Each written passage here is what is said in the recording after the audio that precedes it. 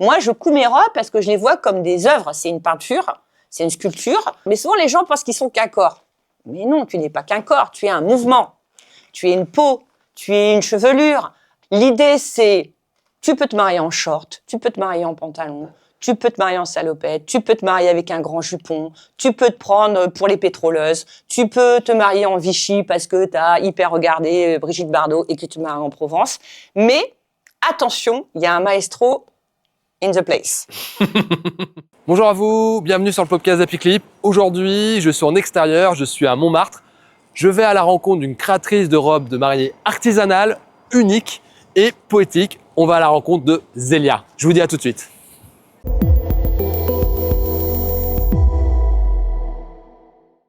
Bonjour Zélia. Bonjour Rémi. Merci de m'accueillir dans ta magnifique boutique. Merci dans mon humble et petit royaume. Est-ce que tu pourrais te présenter en quelques mots, ou même en plus de mots?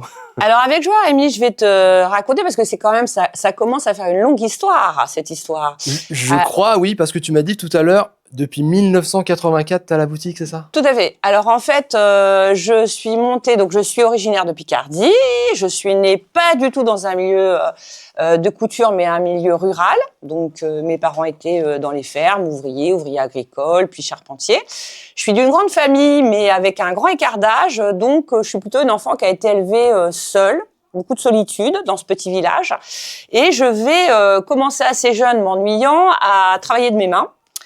Puisque les travaux des champs, non, j'étais pas une petite Manon des Sources, même si après dans mon travail on va en retrouver des Manon des Sources, mais au départ je vais surtout commencer par le tricot, le crochet, qui est transmis à l'époque par les dames âgées du village qui t'apprennent à broder sur les torchons les initiales de ta famille. Je vais être assez bonne élève à l'école, donc les gens vont s'imaginer que je veux devenir, je sais pas, avocat ou un métier très sérieux. Oui. Et il se trouve que moi, je suis très fantaisiste dès la 6e. Et je vais commencer à créer des vêtements et des looks parce que je faisais partie d'une famille où il n'y avait pas beaucoup de vêtements, enfin, il n'y avait pas beaucoup d'argent en vrai. Donc, on n'achetait pas les vêtements à la mode. Et je vais, dès les années 74, 75, donc il y a 50 ans, commencer le custom. Donc aujourd'hui on en parle, hein, ça me fait rigoler parce que les gens arrivent dans ma boutique en disant c'est vintage, c'est custom, c'est voilà. Donc moi très très jeune, je vais prendre des anciens habits, les relooker, alors des habits dont les gens ne veulent plus, hein, et je vais commencer à customer. Et jusqu'à la terminale, mes professeurs vont penser que je vais être actrice. Parce que comme je vais à l'école avec une valise et que je me change 3 fois par jour, alors évidemment, j'ai pas beaucoup de références. Chez mes parents, il n'y a pas de musique. Donc, il y a la télévision, donc les séries télé, Vidoc, toutes ces choses-là vont, voilà. Plus tous les livres que je lis, car je suis une enfant modèle, parce que je ne veux absolument pas tomber enceinte, donc je ne veux pas d'histoire avec les garçons, parce que je veux pas rester dans ma tête, je veux une vie d'aventure, je veux partir à Paris, donc voilà, je veux pas rester collée là. Donc je vais très vite créer. Et puis, mon bac arrivant, je m'inscris en faculté à Paris 8 à Paris. Bon, évidemment, je rêvais de faire les beaux-arts, de faire des grandes écoles de mode. C'est pas possible. En plus, j'ai pas le cursus de conseil, c'est-à-dire mes parents sont pas à même de me dire il y a ça qui existe, etc. Donc je vais débuter à Paris pour payer ma chambre. Je vais commencer des petits travaux de couture et je vais avoir beaucoup de chance parce que je vais tomber sur une femme qui avait créé une maison qui s'appelle la Maison Écarlate, qui faisait venir toutes les chines des années 20, 30, 40 à Paris à la grande époque des Halles et tout ça. Je vais tomber sur Dan, qui est le mec qui a lancé le hip-hop en France, Dan de Ticarette. Okay. Et ensemble, on va commencer à plonger dans les vêtements. Assez vite, on me demande de faire du cinéma parce que les gens me trouvent fantaisiste. Alors, je suis un peu, voilà, on me demande pas d'être actrice, on me demande de créer des costumes de films. Donc, assez jeune, je vais faire Un monde sans pitié, qui est un film culte des années 80, avec Éric Rochon, Yvan Attal qui débute son premier rôle. Et je vais faire l'exercice de créer tous les vêtements. Donc, je suis pas une costumière qui va faire du shopping. Je vais tricoter, créer des robes. Parallèlement, je me marie. Je me retrouve à me dire, je suis mariée avec un acteur qui est toujours parti, donc je peux pas, voilà, je vais être maman très jeune aussi, et je vais pas pouvoir bourlinguer comme ça, donc je vais assez vite me sédentariser. Et une petite annonce de Libé me fait trouver ce lieu où on est aujourd'hui, donc à Montmartre, au cœur de la place des Abbesses, enfin on est à 2 pas de la place des Abbesses, au pied du Sacré-Cœur. Ça s'appelle Sur la terre comme au ciel. Bienvenue chez Zélia. Voilà, c'est le début de l'histoire. Super. Et Grande famille, du coup, t'es la dernière ou pas du tout? Parce que souvent, on dit que les derniers enfants sont un peu les plus créatifs. Alors, on dit que les derniers enfants sont les plus créatifs. Les proches, les autres frères et sœurs disent que c'est la chouchoute. Oui. C'est carrément un truc mytho. Pas du tout. Je suis pas la chouchoute, mais bon, voilà, je suis une enfant différente. C'est vrai que je suis la dernière d'une fratrie, donc oui, je n'échappe pas à ça. Bah, un peu autrefois, je pense qu'on a des trucs aussi, des gènes. Autrefois, le plus âgé, c'était l'héritier. Celui d'après, il faisait l'armée. Le troisième allait dans les ordres. Et puis bon, moi, écoute, je voulais faire quelque chose de mes mains. J'aimais bien l'idée aussi d'être indépendant. Je crois que je suis une fille, je suis Verseau. J'aime bien la fantaisie. En même temps, j'ai un côté très rationnel. C'est sur la terre comme au ciel. C'est-à-dire que je suis autant dans le rêve que j'ai les pieds ancrés dans ces terres de Picardie. En plus, qu'ont vu les poilus, les 14-18. Quand j'étais petite, j'ai beaucoup vécu cette histoire-là, puisqu'on nous la raconte et on la voit. On voit les tombes à perte de vue. Et de ce fait, peut-être que le mariage... il y avait ces grands mariages en Picardie aussi, où on se retrouvait, parce que quand t'es des grandes familles, on peut pas faire les repas de famille le dimanche. Donc les mariages, c'était vraiment là où tous les cousins, cousines des fratries à perte de vue, 10 gosses, 7 gosses, 8 gosses, 15 gosses, quoi. Et je sais pas, je trouvais ça beau. J'étais toujours fille d'honneur, parce que avec mes petites bouclettes, tout ça, voilà, on me collait toujours fille d'honneur. Et voilà. Après, quand j'arrive à Paris, pour être honnête avec toi, je me dis pas, je vais faire des robes de mariée. Pas du tout. Ouais.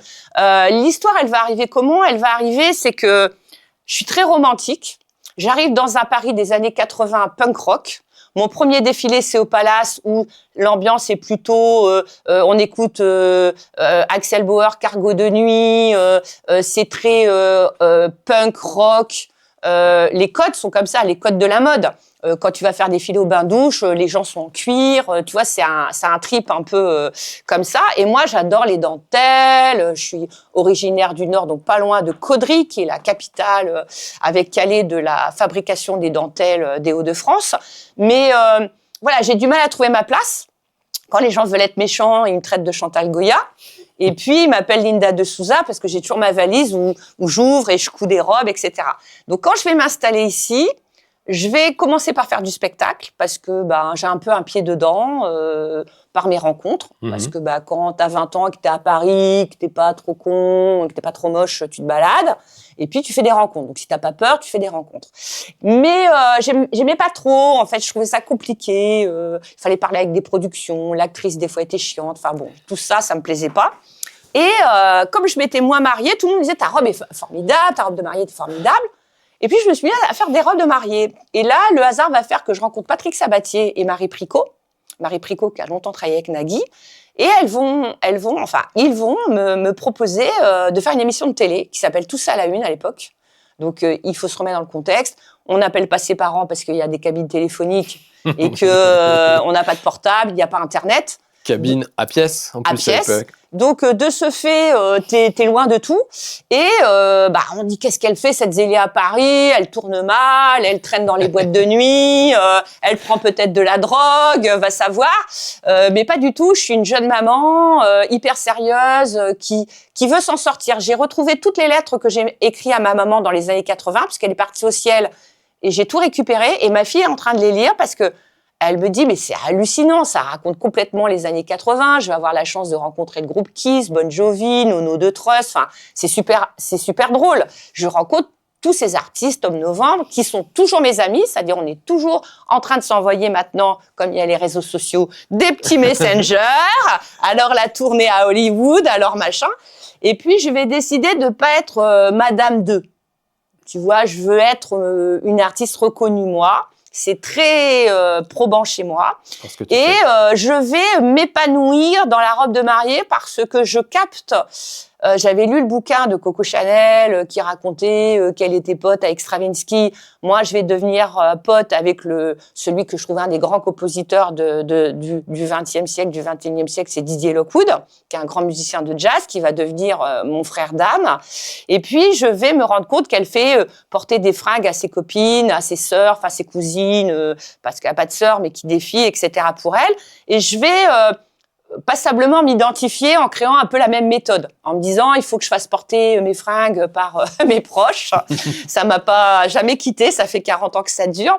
Et je vais me dire, bon, elle a trouvé qu'il y avait la guerre, qu'il fallait alléger les robes des femmes.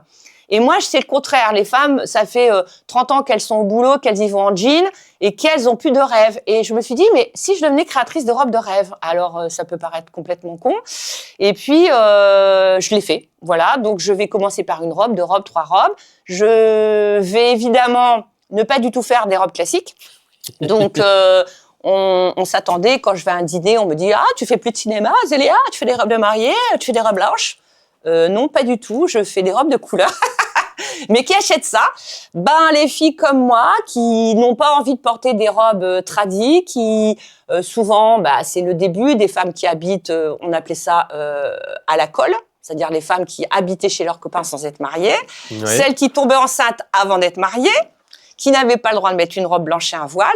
Et je vais, comme ça, dès les années, la fin des années 80, me positionner comme la fille un peu costumière de robe de mariée, si tu veux aller par là, puisque l'ADN, ça va être, on va pas vous imposer des codes et des dictats de mode, parce que chez les catholiques, c'est tout couvert, chez telle autre confession, ça va être comme ça, d'autres vont adorer les robes perlées qui gonflent, d'autres veulent les robes minimalistes. Moi, je n'ai que faire de tout ça. Je suis un peu une sorte de Spielberg de la robe de mariée. Et tu vois. Ouais, je vois, ouais. Et je vais dire, vous vous mariez dans un ranch au Brésil, venez voir Zélia. Vous faites un pique-nique géant parce que vous mettez des petits torchons par terre et tout le monde arrive à vélo, venez chez Zélia. Vous vous mariez à l'Arlésienne, le cheval entre dans l'église et voilà. Et donc, je vais devenir une forme de scénariste. Voilà, de la robe de mariée. C'est ce que j'allais dire, en fait, un peu metteuse en scène du mariage et de la robe de mariée. Tout à fait. C'est-à-dire qu'en fait, je vais surtout les accompagner à oser. Parce que au départ, évidemment, tout le monde, je te parle de ça il y a 40 ans, tout le monde a peur des parents, des beaux-parents, etc. Et puis, je vais voir le marché changer sur 40 années, oui. puisque on parle vraiment de l'ouverture de la boutique en 85, on est en 2026. Bon. Au fur et à mesure, les femmes travaillent, se payent leurs robes. C'est les enfants qui choisissent qui les invitent à leur mariage. Beaucoup maintenant viennent choisir en couple. Et puis, tu as beaucoup de mariages, second mariage, puisque les codes ont changé, familles recomposées, des gens qui arrivent, et, voilà, qui ont 50 ans, 60 ans, 70 ans, qui viennent chez moi. Mais que ce soit un premier mariage, second mariage, voire troisième mariage, ça m'est arrivé.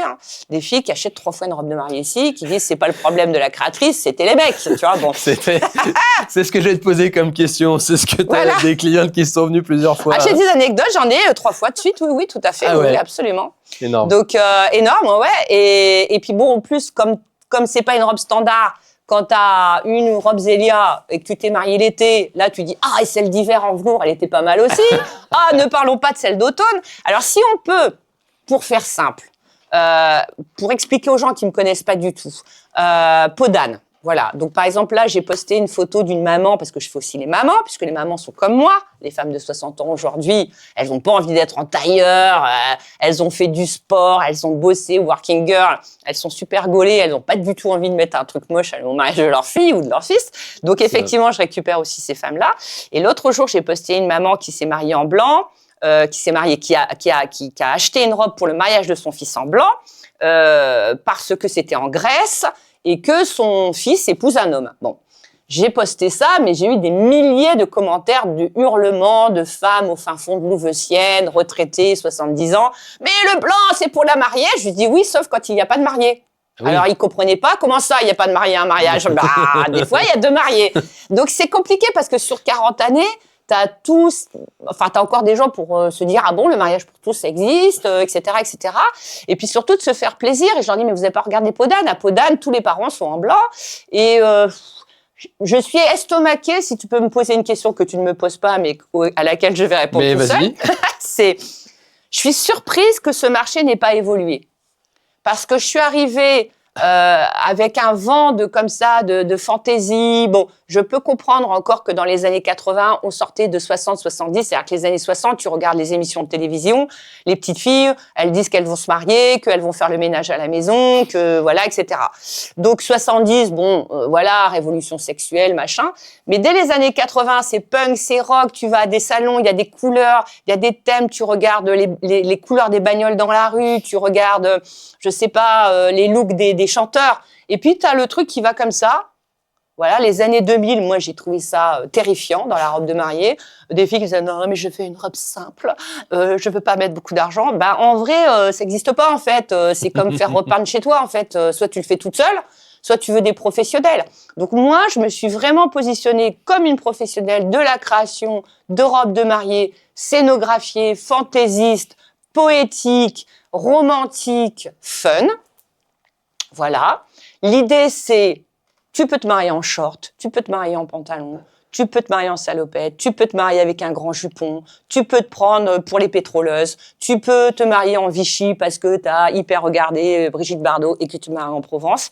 Mais attention, il y a un maestro in the place. C'est moi. C'est moi qui commande. Et c'est toi qui définis. C'est moi qui commande. Voilà. Pourquoi ? Parce que quand on paye une chorégraphe, c'est pas pour que les danseurs décident de la chorégraphie. Donc voilà, quand on prend un réalisateur aussi, voilà. Donc la mariée, la future mariée ou les mariés, parce que je fais aussi beaucoup d'hommes, je fais beaucoup de couples. Quand l'homme cherche quelque chose de très typé, donc si on veut un costume noir, c'est pas moi. Mais si on me dit j'adore les chemises à jabot que portent Laurent Voulzy ou Philippe Laville, ça tombe très bien. C'est souvent moi aussi qui leur fais. Donc voilà. Si vous voulez une belle redingote, voilà. Donc les gens qui viennent ici, il y a beaucoup de références musicales, ou alors ça va être une référence de bande dessinée. Oh, j'adore les manteaux de Corto Maltese. Bon, c'est pas un télo, c'est cultivé quand même.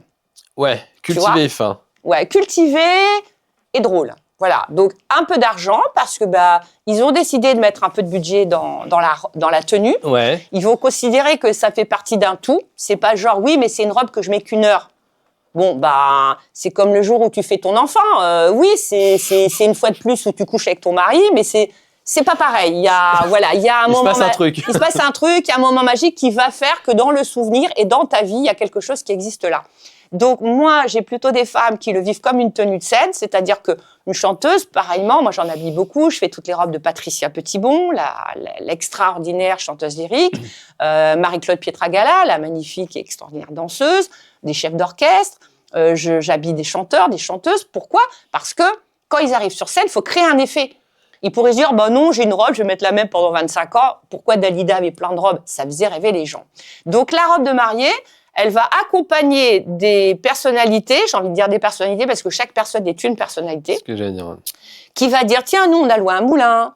Non, nous, on a fait ça dans la maison de mes parents, mais on a su utiliser l'espace. D'autres qui vont dire, comme moi, par exemple, j'avais loué un chapiteau de cirque. C'était très novateur, parce que c'était il y a 40 ans. Personne ne louait des chapiteaux de cirque à l'époque. Ah, j'imagine. Voilà. Donc, le ton était donné. Mon mariage a été un cirque sans fin. Donc, voilà, on ne s'étendra pas là-dessus.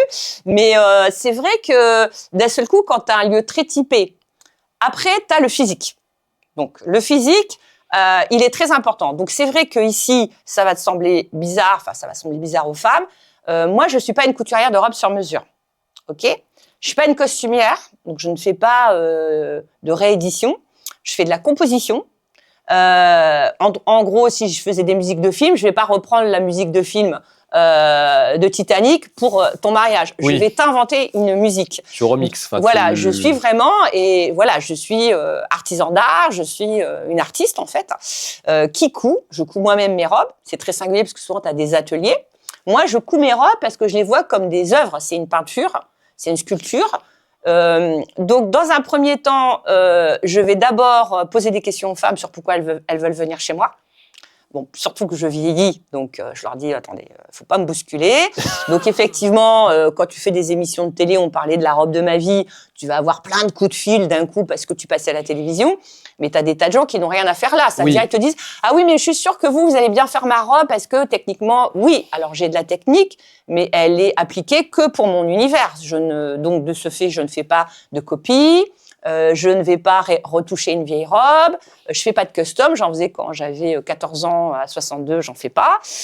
Donc je vais et je vais pas te faire la robe que tu veux. Alors là, ils se disent comment ça vous allez pas me faire la robe que je veux? Ben parce que en vrai, c'est un peu comme quand t'es paysagiste ou ostéopathe. Les gens arrivent en me disant « Ah, j'ai mal là !» Et puis le mec te touche les pieds. « Mais monsieur, pourquoi vous me touchez les pieds ?» Ben parce que c'est là qu'on va vous débloquer le truc là-bas. Donc c'est un métier, c'est un cœur de métier. Donc dans un premier temps, moi je vais scanner le physique. Donc j'appelle ça, je me sens la spécialiste de l'histoire-géographie dans la robe de mariée. Alors pourquoi? La géographie, c'est vos courbes, vos seins, vos hanches. Et moi, je les réinvente pas. Sinon, on décale le mariage d'un an, je te donne un coach sportif. Et on y va. Je suis, on m'appelle le Dr House de la robe de mariée. C'est-à-dire, je suis pas là pour cirer les pompes des gens, en fait, hein, mais vraiment. Donc, quand tu arrives et que tu as pu avoir un rendez-vous, parce que faut-il que tu aies un rendez-vous, parce que si je détecte au téléphone, oui, c'est ma mère qui m'a dit de venir, je dis oui, ta mère, c'est qu'elle m'aime, c'est une chose, mais toi, la cliente, la future mariée. Donc, je vais vraiment bien scanner que les gens ont compris, les prix, l'univers, quel est mon savoir-faire, etc., où ça se localise. J'ai des femmes de façon incroyable, de Rio, de New York, de Miami, de Suisse, d'Italie, de Provence, un peu de Paris, mais vraiment pas de ouf, quoi. C'est vrai, c'est fou. Mais voilà, et puis celle qui habite le 8e, elle trouve que c'est extrêmement loin. Donc je lui dis, oh là là, attention, il y a 2 escalators quand vous arrivez à Saint-Lazare, ça va peut-être pas le faire. Bon, donc je suis plutôt moqueuse parce qu'en même temps, t'as la working girl de Rio qui te dit, ouais, pas de problème, qui arrive avec la bouteille de chambre. Enfin bon, voilà, j'habille quand même des filles plutôt débrouillardes, marrantes, etc. Donc quand tu arrives à ce rendez-vous, moi je vais te scanner. Il y a encore une série télé comme ça, tu sais, t'avais l'homme de fer, clac. Moi, c'est la femme de fer. Donc, je regarde. 3 milliards, tu le scannes. Voilà, je regarde ton corps. Mais souvent, les gens pensent qu'ils sont qu'un corps. Mais non, tu n'es pas qu'un corps. Tu es un mouvement. Tu es une peau. Tu es une chevelure. Tu as un âge. Tu as une sensualité ou pas. Tu as une allure un peu garçon manqué ou pas, selon qui tu es. Donc, moi, je vais aller beaucoup plus loin que taille 38, 40, enfin, toutes ces histoires. D'ailleurs, moi, chez moi, tiens, je te le sors, puisque en 40 ans, je ne me suis acheté que 2 mètres et j'ai la joie de l'ouvrir devant vous. Donc, c'est le 2e mètre de ma 40e année et le dernier de ma vie. Et comme par hasard, il est bleu.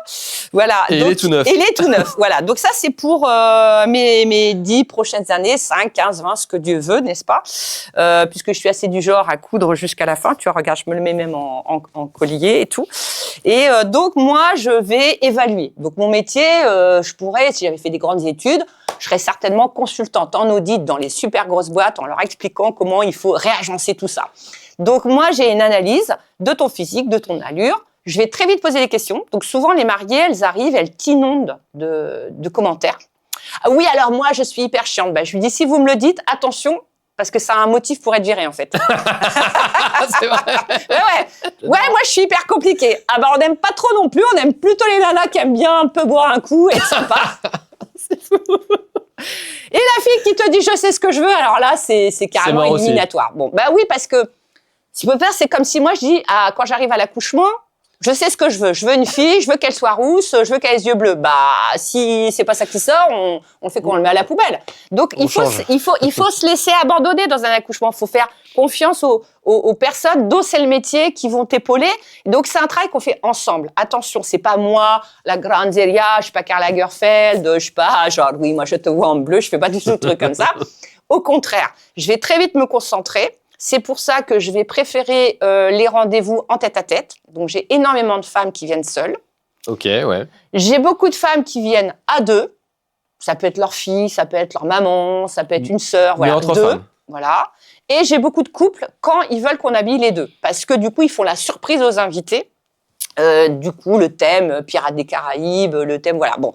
Donc, dès qu'elles sont 3, 4, 5, 6, c'est pas ma came.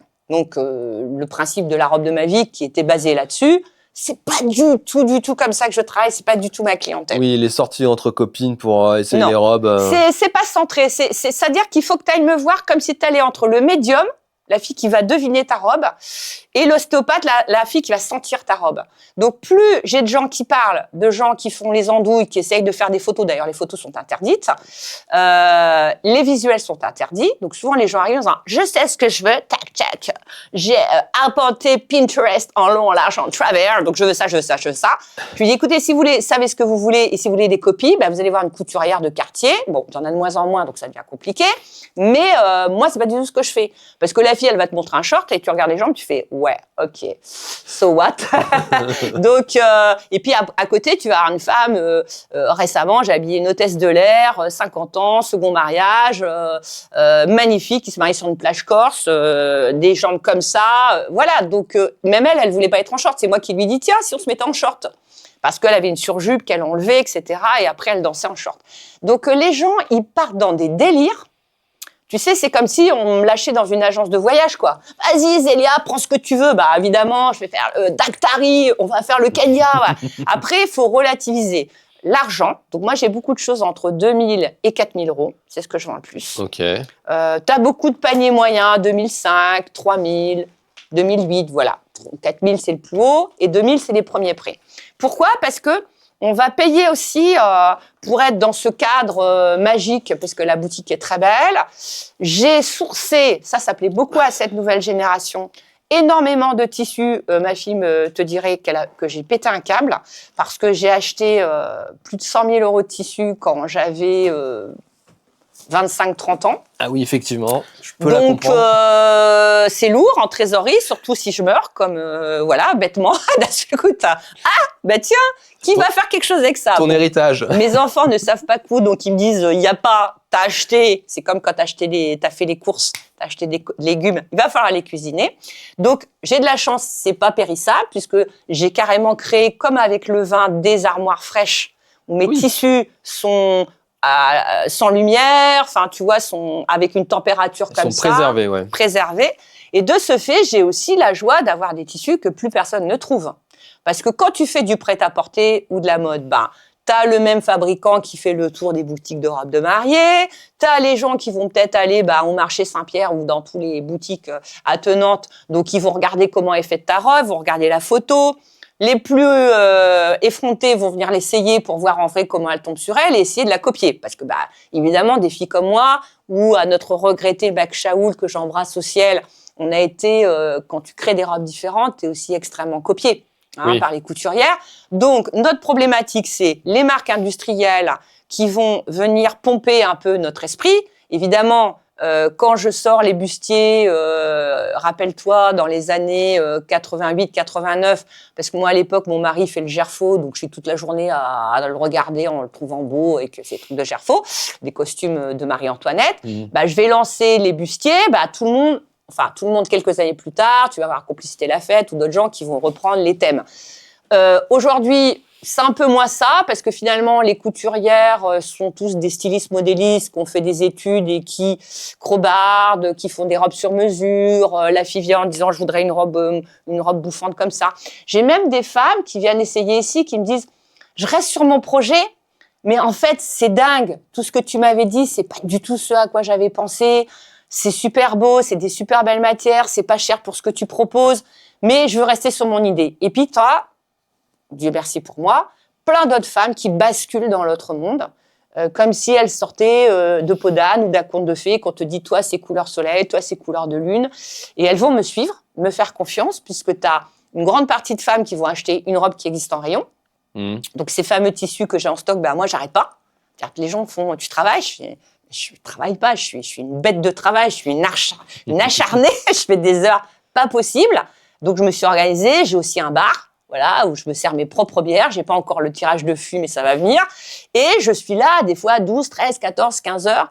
Et je produis, voilà. Et les gens me disent, mais on arrive, t'as 50, 100 robes de mariée. Oui, parce que tu vois, samedi soir, à 7h moins le quart, un couple de Berlinois, qui en fait, lui, il est irlandais, elle est américaine, m'ont vu de leur hôtel, ils ont cherché robe de mariée originale sur Internet et je suis sortie parce qu'ils en avaient marre de tout ce qu'ils avaient vu en robe de mariée à Berlin, à New York, ici. Ils disaient, c'est pas possible. Et en 5 minutes, j'ai vendu une robe qui existait en rayon. Je leur ai dit, allez prendre un verre, allez vous prendre une petite coupette de champagne. Ils sont revenus, la retouche était faite, la robe part. Donc effectivement, je pense qu'on n'est pas beaucoup de boutiques à avoir que de la pièce unique. Ouais. Pas beaucoup de boutiques à avoir autant de collections disponibles de suite. Autant de personnes qui peuvent créer une robe dans la journée, parce que j'ai aussi un service qui s'appelle All in a Day, depuis 20 ans, hein, ça fait 20 ans que j'ai ça. Tu fais la robe dans la journée. Dans la journée. Donc l'idée, c'est que t'arrives pas à 18h pour si tu as un avion à 19, Oui. mais quand tu arrives le matin, on va... du coup, les filles, c'est pour ça que j'ai beaucoup de filles qui viennent de Suisse, de Corse, etc. Parce que elles prennent un train, un avion, elles arrivent, elles se posent. Soit on trouve une robe dans la boutique, je la retouche, elles repartent avec. Soit il y en a qui vont rester carrément la journée, voire 2 jours. C'est-à-dire que je leur réserve un hôtel dans le quartier. Évidemment, j'ai mes entrées partout, donc si tu veux aller au Moulin Rouge en VIP, je te trouve une très belle table en amoureux. Et je vais coudre la robe, je vais leur dire, je sors un tissu, tiens, on va mettre du bleu, du vert, on va faire ça, on va mettre de la dentelle. Évidemment, tout le monde ne peut pas le faire parce que faut avoir la bécane, faut être d'accord pour travailler jour et nuit. Faut avoir des beaux tissus disponibles parce que si tu commandes ta dentelle à Calais qui a 3 semaines de délai, ça le fait pas. Donc je sais pas, je suis un peu, je suis singulière, voilà, autant par les produits que je propose que par la façon dont je reçois les gens, par la démarche, que par la façon dont je vends mes robes, que par la façon dont je les fabrique. C'est spécial. Mais bon, c'est ce qu'on demande à un bon chanteur ou d'avoir un univers, quoi. C'est ça. D'avoir des bons albums, je sais pas. Oui, on vient te voir parce que t'as l'univers, t'es une artiste et on a envie de travailler avec toi. C'est surtout ça. En fait, la vraie phrase, c'est quand les femmes m'appellent et me disent je t'ai vu dans le journal de Mickey quand j'avais 5 ans. Oui, voilà. Et là, elle me dit j'ai 37 ans. Je dis ah bon ? Parce que moi, je me vois pas vieillir avec cette histoire. Je suis en boucle sur moi-même, tu vois, donc je me vois pas. Et elle me dit, j'ai toujours rêvé que tu me fasses ma robe de mariée. Et ça, c'est top, parce que c'est quelqu'un qui t'a identifié sur ton travail, sur ton univers. C'est pas quelqu'un qui cherche quelqu'un qui va pouvoir lui coudre la robe qu'elle a dans sa tête. Enfin, c'est assez triste si t'appelles un grand décorateur ou un paysagiste ou un artiste peintre en lui disant voilà, je voudrais que tu me fasses le portrait de moi, mais façon Picasso, c'est quand même moche. Parce que c'est des ersatz, c'est pas la vérité, en fait. Oui, ça sort pas du cœur et de l'esprit du créateur. Ça sort...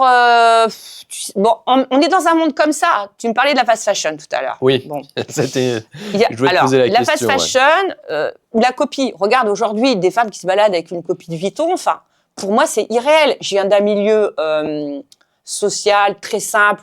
Il n'y avait pas d'argent. Moi, j'ai réglé le problème. Je peux pas m'acheter des stacks à 4000 balles, même si je bosse dur là comme ça, parce que si je voulais gagner de l'argent, il fallait que j'aille travailler chez LVMH, que je me fasse pote avec eux.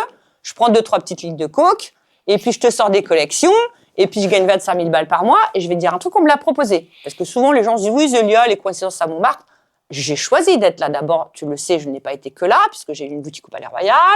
J'ai eu un pop-up store à l'année à Moscou. J'ai été aux États-Unis, j'ai fait énormément de choses. Je continue de faire du spectacle. Je travaille avec Patricia Petitbon, Héloïse Gaillard, Olivier Piche au Théâtre de Saumur. Je fais tout le temps des choses. On me l'a proposé, mais moi, quand je vais à Ho Chi Minh, parce qu'on m'y a fait aller avec Pierre Cardin, donc on est en 2006, et que j'arrive dans des usines où il y a 7000 nanas dans la même salle, qui n'ont pas la clim, que j'arrive dans le bureau des mecs qui sont 5 et qui vont m'expliquer la vie et qu'ils ont la clim, déjà, en bonne vieille picarde, je leur fais « ça va pas être possible, les gars ».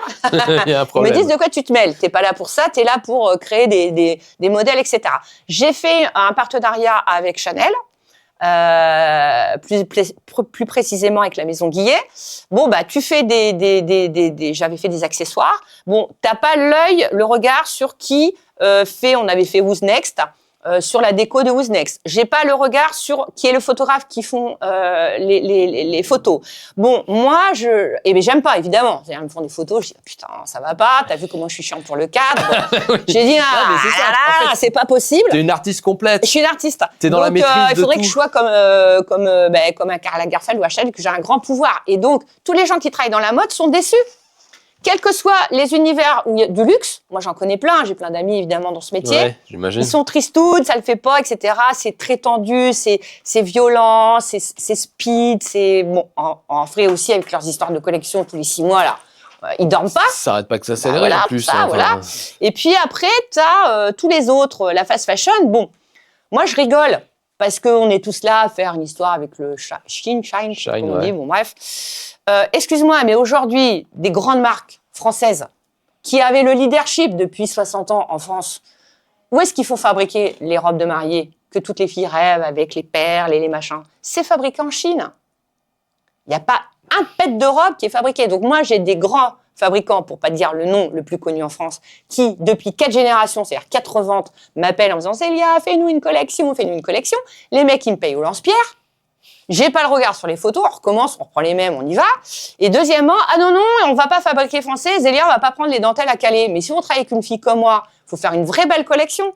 Fabriquer français, avec des belles matières françaises, et avec vraiment une identité, puisque Zélia, qu'est-ce qu'elle fait? Zélia, donc c'est la fille qui est à côté de moi, voilà, qui est en moi, donc, parce que je m'appelle Nathalie à la base. Hein.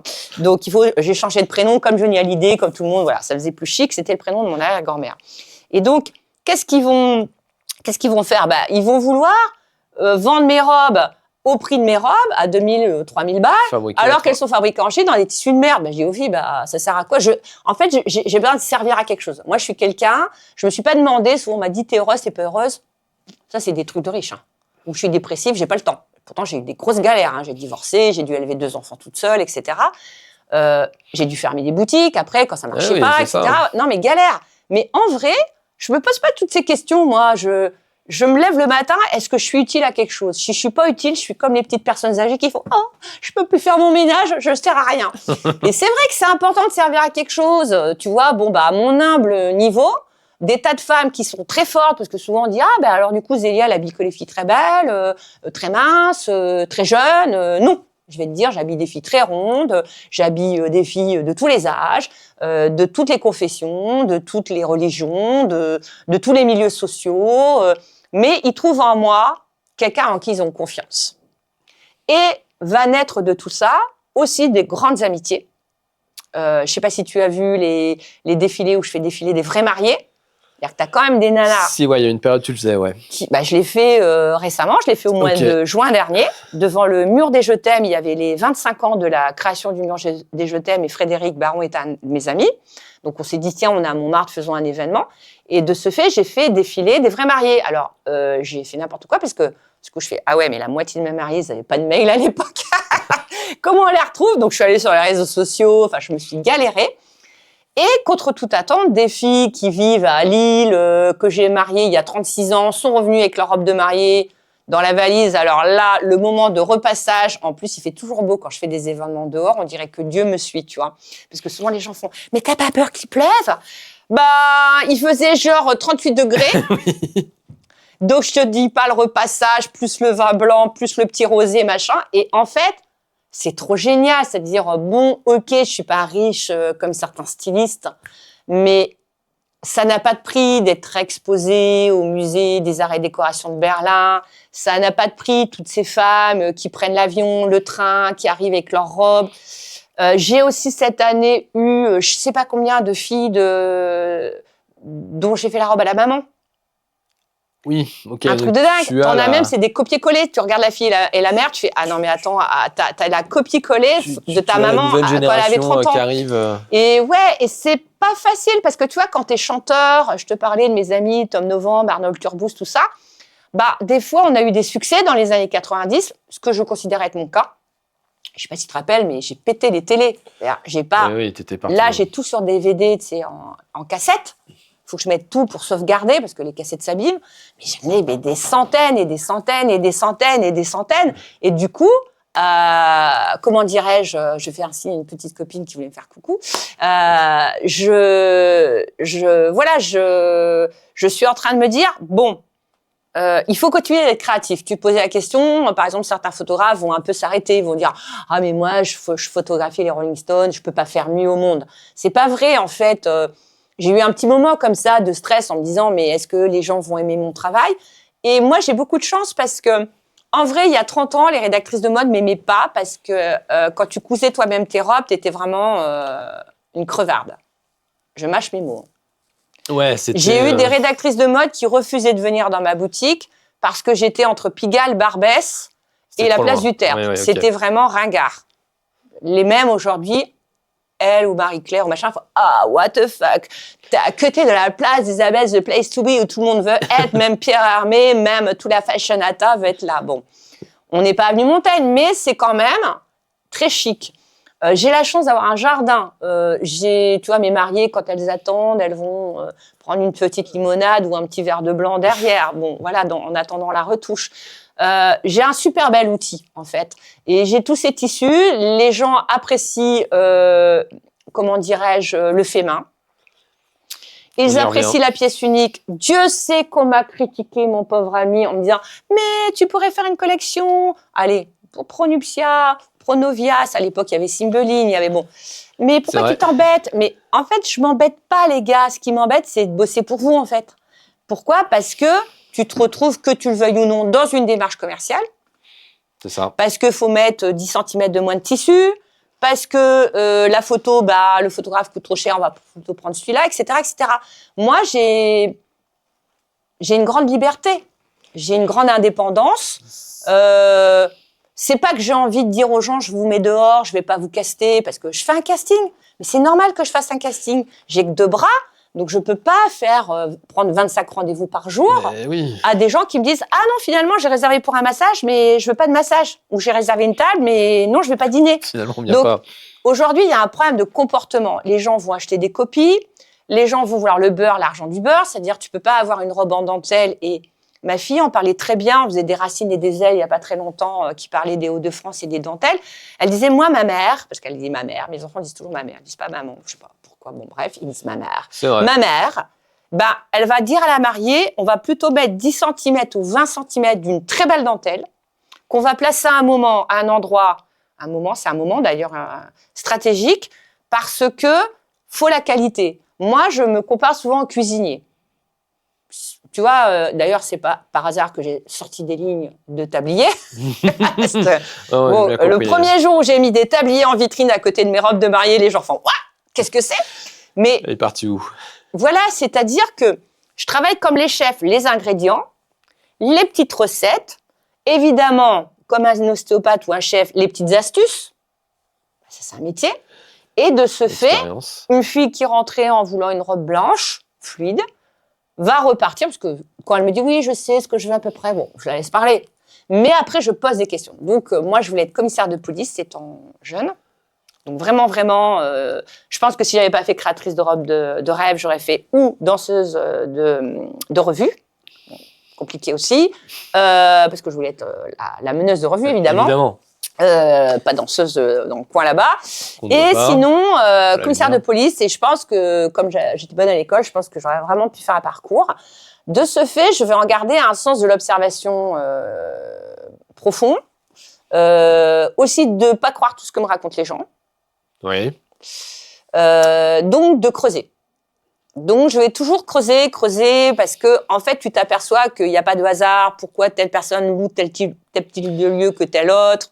Enfin, dès que les gens font des choses, la personne qui dit « Non, il n'y a rien de spécial, de toute façon, ça me fait chier de me marier, j'ai pris la première salle des fêtes qui passait. » Bon, évidemment, ça va être compliqué de créer quelque chose. Mais les gens qui arrivent en disant « Ouais, j'ai pas beaucoup de budget, mais on va le faire dans le jardin, mais qu'est-ce qu'on pourrait apporter ?» Moi, je vais faire un peu aussi wedding planner, je vais aussi faire un peu la déco, je vais complètement... Quand je l'ai choisi, c'est comme quand je choisis un script. Quand t'es une actrice, Juliette Binoche, et que tu choisis un scénar, c'est pas pour que le film se plante. Oui, tu le fais pour que ça marche. Tu soutiens le projet jusqu'au bout et tu donnes des idées. Je soutiens le projet. Je vais à des mariages. Attention, je suis une danseuse redoutable. Et je vais à des mariages quand je peux. J'ai des mariés qui m'ont dit, c'est en Corse, viens, voilà, je prends le bateau, j'y vais. Parce que c'est normal aussi. C'est comme au bureau, il y a certains collègues avec qui tu deviens ami. Mes mariés, mes clientes, c'est mes amis, mes collègues. Beaucoup font des choses. T'as là une architecte, là une décoratrice d'intérieur. Puis maintenant, c'est encore une autre relation parce qu'à l'époque, quand j'ai débuté, j'habillais beaucoup de femmes qui avaient mon âge. Après, j'habillais déjà toutes ces femmes qui avaient déjà vécu ensemble, etc. Donc, des fois, j'ai des femmes qui arrivent qui me disaient « Vous m'avez fait ma robe, Zélia ». Puis comme je suis toujours au même endroit, on me retrouve. Et la femme, une femme de 80 ans qui me dit « Vous m'avez fait ma robe de mariée ». Est-ce que je fais « Je vous ai fait votre robe de mariée ». Et en effet, j'avais 20 ans quand elle en avait beaucoup plus. Ouais. Et 40, 50. Et voilà, donc de ce fait, je me retrouve avec des très jeunes qui me disent « Ah, mais Zélia, on a entendu parler de vous en long, en large, en travers. » On a vu vos créations. Voilà, et qui viennent, qu'elles habitent New York, elles viennent, elles disent « Ouais, c'est un moment aussi exceptionnel. » Et c'est vrai, le quartier est magique, ma rue est devenue piétonne, il n'y a pas un pet de bruit. Je suis dans ma petite bulle créative. Et parfois aussi, ça m'est arrivé que certaines clientes croisent. Je me souviens, une fois, je faisais un clip avec Nono de Trust et elles me disent, à un moment, le futur mari qui accompagnait, dit « Mais c'est le guitariste qui joue avec Johnny Hallyday ?» Je fais « Bah oui ». Elle me fait « Ouais, c'est dingue, je suis fan. » Bon, voilà, on a pris un verre. C'est aussi une maison vivante. Une maison de rencontre et je pense que ouais, tu rentres dans l'intimité des gens. C'est pour ça aussi, à un moment donné, quand tu fais de la création, tu rentres aussi un peu dans l'intimité des gens et tu les connais plus au-delà. Ah ben, t'es obligé, en fait. Moi, je dis toujours, avant d'habiller les gens, je les déshabille. Je les déshabille du regard, je les déshabille tout court. Donc, quand les filles veulent pas répondre à mes questions, bon, assez vite, je te demande aussi qui tu es dans la vie, qu'est-ce que tu fais, etc. Donc, par exemple, pour reprendre le parallèle avec la robe de ma vie, où je me suis amusée quand même à faire ces 18 épisodes, mais ça me correspondait pas tout à fait parce que la formule où la fille arrive en disant « Bon, alors, vous voyez comment ? Ah, moi, je veux une robe sirène. Non, mais moi, je veux une robe bouffante. Et moi, je veux une robe... » Enfin, c'est pas du tout moi. Parce que je suis pas distributeur de robes de mariée. Donc, j'ai pas plein de robes de mariée comme ça sous moi. J'ai mes robes de mariée. Et puis, surtout, en effet, je vais tout de suite poser des questions, mais pas... Ah, vous êtes fâché avec votre mère. Ah, votre belle-mère vous apprécie pas dans la famille. Enfin, tout le côté psy que peuvent avoir l'émission. Jamais de ma vie, je ferai des questions intrusives comme ça. Je suis pas là pour ça. Oui. Par contre, ça m'intéresse de savoir si une fille est frileuse alors qu'elle se marie dans la montagne à 800 mètres. Ça m'intéresse de savoir que ça se fait en 2 parties. Ça m'intéresse la personne qui dit, bah, il se trouve que dans la vie, je suis musicienne, j'aimerais réutiliser une partie de ma robe parce que c'est un achat. Ou j'adore tes bustiers, je pourrais le remettre avec un jean parce que c'est une maison aussi qui propose depuis longtemps parce que je vois maintenant des petits posts, des petits tutos, enfin dans la mariée, ça part dans tous les sens, hein, t'as des tutos, des machins, des trucs, des sites, voilà. Et du coup, ils vont dire, ah, vous pourrez remettre une partie de votre robe. Bon, ça fait 40 ans que chez Zélia, c'est ce qu'on propose. Oui, soit de dire, voilà, mais il faut tout nous dire au début. J'ai une cicatrice que j'aime pas, je me suis fait refaire un sein. Voilà, plein de choses qui vont faire que j'arrive à vélo, donc évidemment la robe avec plein de jupons, ça va peut-être pas le faire. Donc, mais j'ai l'habitude, donc je suis vraiment comme un bon commissaire de police. Hein. T'avoues vite en fait. Tu vois. Puis avec l'expérience maintenant, tu scannes direct la personne et tu vois à peu près. Et comment tu arrives à définir un peu les couleurs qui vont à la personne? Alors c'est intéressant que tu me poses cette question. Tu sais quoi? Parce que quand j'ai débuté, j'étais assez arrogante. D'ailleurs, on le voit dans les lettres que j'écrivais à ma mère. Je voulais absolument réussir. Je pense qu'il y avait un problème de reconnaissance, qu'on a tous plus ou moins, hein, soyons clairs, selon l'éducation qu'on a reçue. Et quand j'ai débuté, donc je suis dans le cinéma, je suis dans tout ça, et je croise un jour une grande journaliste de mode qui me dit, d'abord, elle me dit « Expliquez-moi ce que vous faites ». Alors, elle me prend de court. À l'époque, je ne parlais pas comme aujourd'hui, donc je me dis, j'ai rien à dire. Moi, je crée des trucs, regarde, je n'ai pas à m'expliquer. Elle me dit, le jour où vous saurez parler de votre travail, vous aurez fait un grand pas. Je repars, je me souviens, je dis, quelle connasse celle-là, mais vraiment pas sympa. J'avais été agressée. Et moi, j'arrivais sur des films et je voyais les personnes qui savaient, ou des décorateurs qui disaient, alors là, on abat le mur, là, le lavabo, là-bas, la couleur, là, on met Bordeaux, là, nana. Mais comment ils savent ça, quoi? Et en fait, beaucoup de gens m'ont dit, c'était Monsieur Kenzo qui m'avait dit ça, parce que j'ai eu la chance de rencontrer quand même beaucoup de gens en vrai, tu vois, comme Paco Rabanne. Alors Paco Rabanne, lui, il me dit, vous êtes comme vos robes, très fraîches. Alors je sors, je me dis, mais alors j'ai 25 ans, je me dis, mais il est con lui aussi, quoi. Ça veut dire quoi, t'es fraîche? Bon, maintenant je comprends, il m'a peut-être envoyé un flux, je vieillis moins vite que les autres. Et puis, sur les couleurs, beaucoup de gens sont venus me voir en me disant « Mais Zélia, tu le sais pas, mais t'es peintre. » tu as une façon d'agencer les couleurs. Alors, me demande pas, parce que j'ai pas vraiment d'éducation. J'ai pas fait les beaux-arts. J'ai jamais ouvert de bouquin de mode, même en couture. J'ai jamais ouvert un bouquin de couture de ma vie. Moi, en vrai, je travaille avec ça et une paire de ciseaux. J'ai même pas de crayon. J'ai quelques épingles. Et j'ai pas de réglé. J'ai rien. Je fais pas de croquis. Je fais pas de dessin. Mais c'est vrai que c'est comme s'il venait à moi. Je sais pas comment t'expliquer. Je range mes tissus. Par exemple, là, j'ai passé 2 semaines à ranger mes tissus comme on révise ses tables de multiplication. Ok, ouais. C'est hyper strict, hein. Tu vois, c'est-à-dire le soir, je fais, allez, petite bière, ma zézé, une petite lèvre, t'as été sympa, voilà, t'as bien bossé. Bien Pourquoi ? Parce que je vais réviser comme on réviserait des pierres si on était joaillier, comme on réviserait si on était arboriste. Alors ça, c'est pour s'il a la diarrhée, ça c'est pour s'il a machin, ça c'est pour s'il a mal à nani, ça gna gna. Et c'est une connaissance.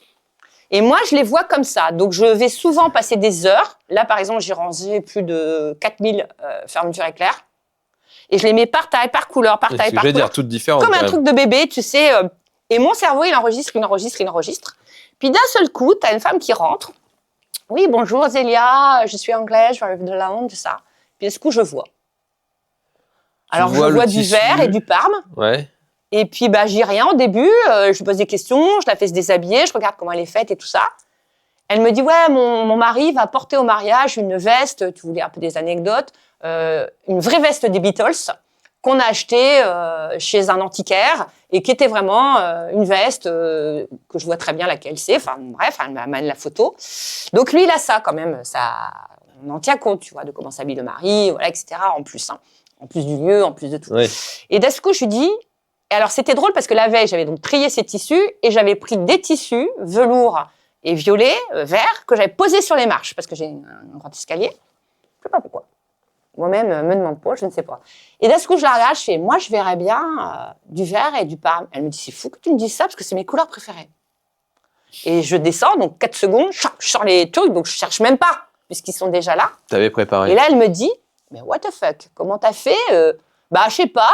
Je dis, bah, je sais pas, il y a quelqu'un qui a dû me prévenir hier au soir. Donc, alors ici, tu remarqueras qu'il y a beaucoup d'anges. Oui. Que ça s'appelle Sur la terre comme au ciel. Que c'est pas mytho, parce qu'il y a beaucoup de gens qui se disent, non, mais Zélia, elle fait presque une robe tous les 2 jours, voire une robe par jour. C'est pas possible. Elle a des gens qui bossent au black, elle a des lutins, elle a enfermé des gens dans la cave. Non, je confirme. Mais je suis un peu différente parce que c'est pas par hasard si j'habille Marie-Claude Pietragala qui...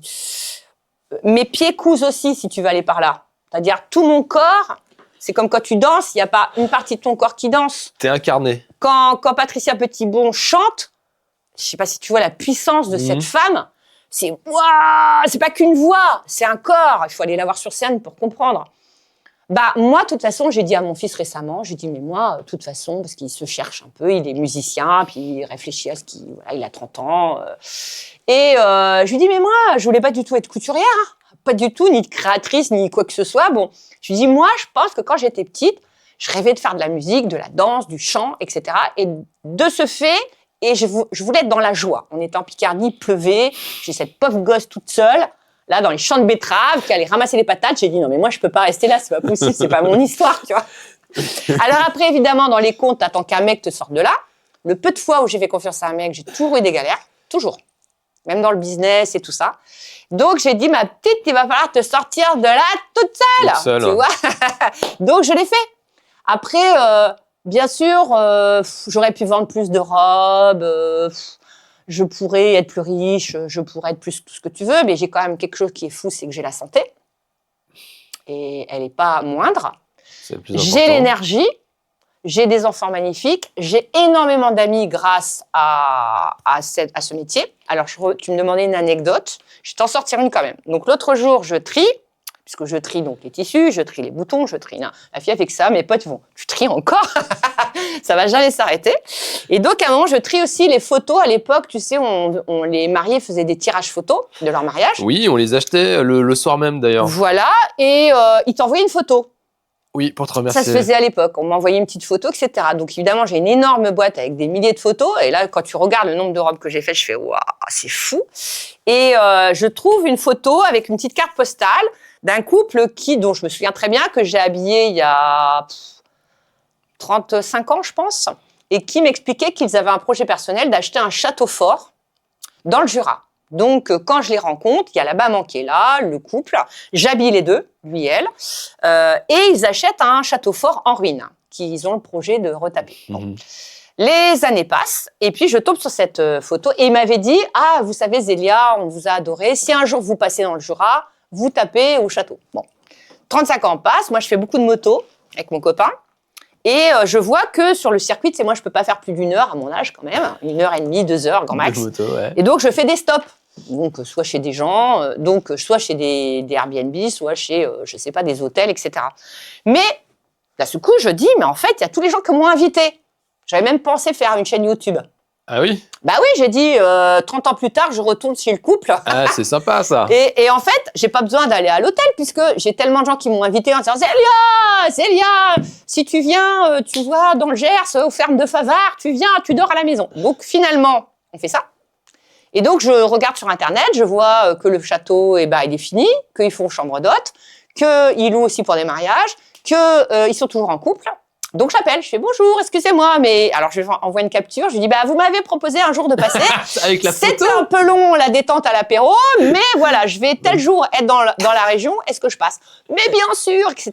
Puis, on est arrivé, ils avaient la chambre des mariés, la chambre de noces, ils me l'avaient réservée, ils me l'ont offert. Ah, super. On a fait l'apéro, le coucher de soleil, le sunset. Et le mec, attention, il a retapé tout son château tout seul. Mais quand je te dis tout seul, il a mis 3 ans à faire la toiture. Le mec, il était à 40 mètres de haut, parce que quand tu vois le mur, vraiment château fort, hein, et tout seul, avec une corde attachée comme moi avec mon bazar, là, et sa mère toujours vivante qui me dit « Ah, je me suis fait un sang d'encre en le voyant là-haut, avec sa corde comme ça, comme au Moyen-Âge, et le mec qui posait les tuiles. » Et puis, je sais pas, moi, je suis emplie de temps, de gentillesse et de bonheur. Je me dis, même, tu vois, paix à son âme, à Max Shaoul, quand je le croisais, alors, il voulait toujours, alors il me disait toujours, oui, c'est toi la star ou c'est moi la star? Parce qu'on a eu comme une période où on nous voyait beaucoup en presse. Ouais. Et je lui disais, mais tu sais, on aura la carrière de nos physiques, Max. Il me dit, qu'est-ce que tu veux dire par là? Je lui dis, tu seras grand et je serai grande. Non, tu seras gros et je serai grande. Alors il me dit, ah, t'es vache, parce qu'il était un petit peu plus rond que moi. Mais lui, il avait cette volonté d'expansion. C'est une carrière. Moi, j'avais cette volonté sur la terre commerciale de monter au ciel, c'est-à-dire... moi, en fait, qu'est-ce que je voulais dans ma vie? Je voulais de la magie. Donc, si c'est vraiment l'horreur de coudre des robes à des gens, à des clients que t'aimes pas, même quand t'es plombier, c'est chiant de bosser pour des gens qui te servent pas un verre d'eau, qui comprennent pas que c'est dur. Enfin, je sais pas, moi, je viens d'un milieu ouvrier. Et donc, je suis une créatrice, mais il faut jamais oublier que je suis une ouvrière. C'est-à-dire, à l'époque de Germinal, j'aurais été dans les militantes parce que, moi, je me le suis donné toute seule. Je suis la patronne et je suis l'ouvrière. Donc, moi, je suis dit, attends, la chaise, là, faut que tu lui mettes une bonne chaise, là, la fille qui est 10 heures par jour assise dessus. Ah oui. Et puis une petite bière, quand même. Elle a bien bossé, la nana. Elle a vendu quand même 2 robes aujourd'hui. Elle mérite bien. Donc, en fait, oui, on est deux, en fait. Oui. Et je me parle souvent. Et je m'entends très, très bien avec Nathalie. Nathalie adore Zélia. C'est pas de la schizophrénie. C'est vraiment, tu cherches qui tu es, en fait, toute ta vie, tu vois. Et tu te parles tout seul?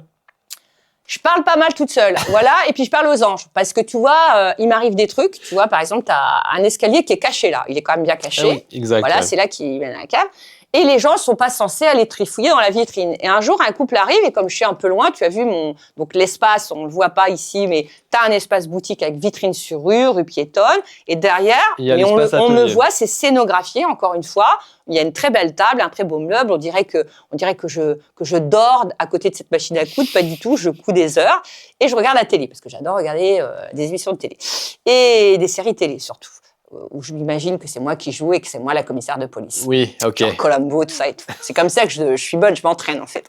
Et t'as un très beau jardin. Tu révises. Qui n'est pas une courette, qui est un jardin avec de la terre, avec des arbres, comme si j'étais à la campagne.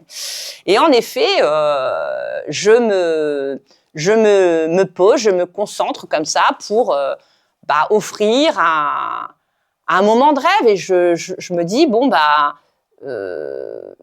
je sais pas, les gens, ils essaient trop de se dire, t'es styliste, t'es costumière, t'es créatrice, t'es ci, t'es ça, je sais pas. Moi, j'avais envie que le temps passe. Je m'ennuyais terriblement. Je pense que j'ai envoyé un flux un peu trop gros aux anges. Alors, ce que je te racontais avec les anges, c'est qu'à un moment, une dame américaine rentre avec, parce que t'as beaucoup de touristes, on est à Montmartre. Oui. Et donc, le temps que je me lève, la meuf, elle était passée derrière, la dame, Et elle a pas vu qu'il y avait un escalier. Putain, donc elle est elle est tombée. Mais non. Je l'ai vue partir, en fait. Tu vois, elle marchait comme ça, boum.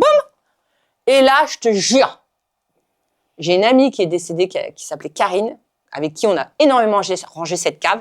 Je fais « Karine, rattrape-la !» Mais je te jure. Et je te jure, la meuf, elle a rien eu. Je fais si, oh, plus une américaine, je dis voilà, si elle s'est tordu le pied ou je sais pas quoi, même se faire mal, parce que c'est vraiment un escalier arpenté, tu vois. Et ben, elle est arrivée en bas, même elle a rien compris. Elle m'a dit, je sais pas, j'ai senti qu'on me rattrapait. On l'a portée. Je pense. Alors moi, après, t'y crois pas, je m'en fous. Moi, ce que je pense qui est important, c'est que il faut. C'est pas une histoire de croire en ce qu'on fait. Je pense qu'il faut avoir l'ambition de ses rêves. Donc, si tu décides d'être céramiste ou de faire de la photo, de la vidéo, bah, il faut être bon, en fait, parce que tu vas pas vendre de la merde aux gens. Alors moi, par exemple, je poste beaucoup maintenant parce que tu as les réseaux sociaux. Donc moi, j'ai aussi découvert. Voilà, donc je m'y connais pas plus que ça, mais je suis pas mauvaise à faire des images. Et puis, je poste un peu au petit bonheur à chance quand je peux, à vrai dire. Et Instagram, ça se passe très, très bien. Tous les gens sont très posés. Mais sur Facebook, je suis quand même une génération, j'habille aussi des femmes de mon âge, donc c'est bien d'être sur Facebook. Bah là, elles sont terrifiantes, tu sais, c'est ce qu'on appelle les haters, tu vois. Ah oui, non, mais là... Et alors, elles sont surprises parce que moi, je réponds, déjà. Je réponds parce que j'ai compris qu'il y avait un algorithme. On ne dit pas algorithme ou algorithme, je ne sais plus comment on dit. Voilà. Et donc, c'est bien de répondre, si, voilà, pour échanger. Mais en vrai, ils ne comprennent pas que si tu es Spielberg, tu ne vas pas changer la fin du film ou le costume de Leia pour faire plaisir à Madame Machin qui, à Beauvais, pense que ce serait vraiment mieux, plus court. Et je ne sais pas pourquoi, ils veulent tous faire des commentaires où ils racontent leur vie. Ils disent qu'est-ce qu'eux, ils auraient fait, mais arrête de parler, fais-le. Ben, c'est ça. Just do it. Et donc, moi, j'ai compris, je parle de Zélia à la troisième personne sur les réseaux sociaux. Comme ça, je suis tranquille. Comme si j'avais un community manager, qui d'ailleurs existe. Puisque tu avais mon grand ami Michel Pietrini, qui était le président de Lanvin et de Chanel, qui est décédé, qui avait plus de 80 ans, qui me disait, tu fais le travail de 197 personnes. C'est-à-dire, lui, il a pris tous mes bilans. Ah, il avait compté il a pris tous mes historiques de presse, de machin, et c'était un mec brillantissime, hein, un petit génie. Il a pris le temps, parce qu'il était à retraite, il a dit, je vais prendre le temps, je te choisis toi, c'est toi que je choisis dans le lot, là. Il me dit, mais comment tu fais? Le gars, il fait, vous êtes plusieurs, c'est pas possible. Je dis, bah, c'est pas faux. Finalement, c'est pas vrai. On est deux, plus les anges, tu vois, plus mes ancêtres, parce que j'appelle beaucoup mes ancêtres. Ah oui? Ouais. J'aime bien être avec les morts, moi. J'ai pas, tu vois, je suis entre le vivant, je suis entre le rêve et la réalité. Je pense qu'on va mourir, je pense pas qu'on meurt, je pense qu'on va quelque part. Donc déjà, j'en suis assez convaincue. Et donc, oui, ça m'arrive parce que ma grand-mère, que j'ai très peu connue, je vais avoir 5 ans quand elle est partie, l'autre encore plus petite, et elle était couturière. C'est ce que je veux dire, du coup. Ouais, mais alors ça vient de loin, mais quand même, quand elle était en train de mourir, elle m'a quand même pris la main, et je revois très bien ce moment où elle était mourante et où elle me prend la main. Donc, ça tombe, elle m'a envoyé un petit flux.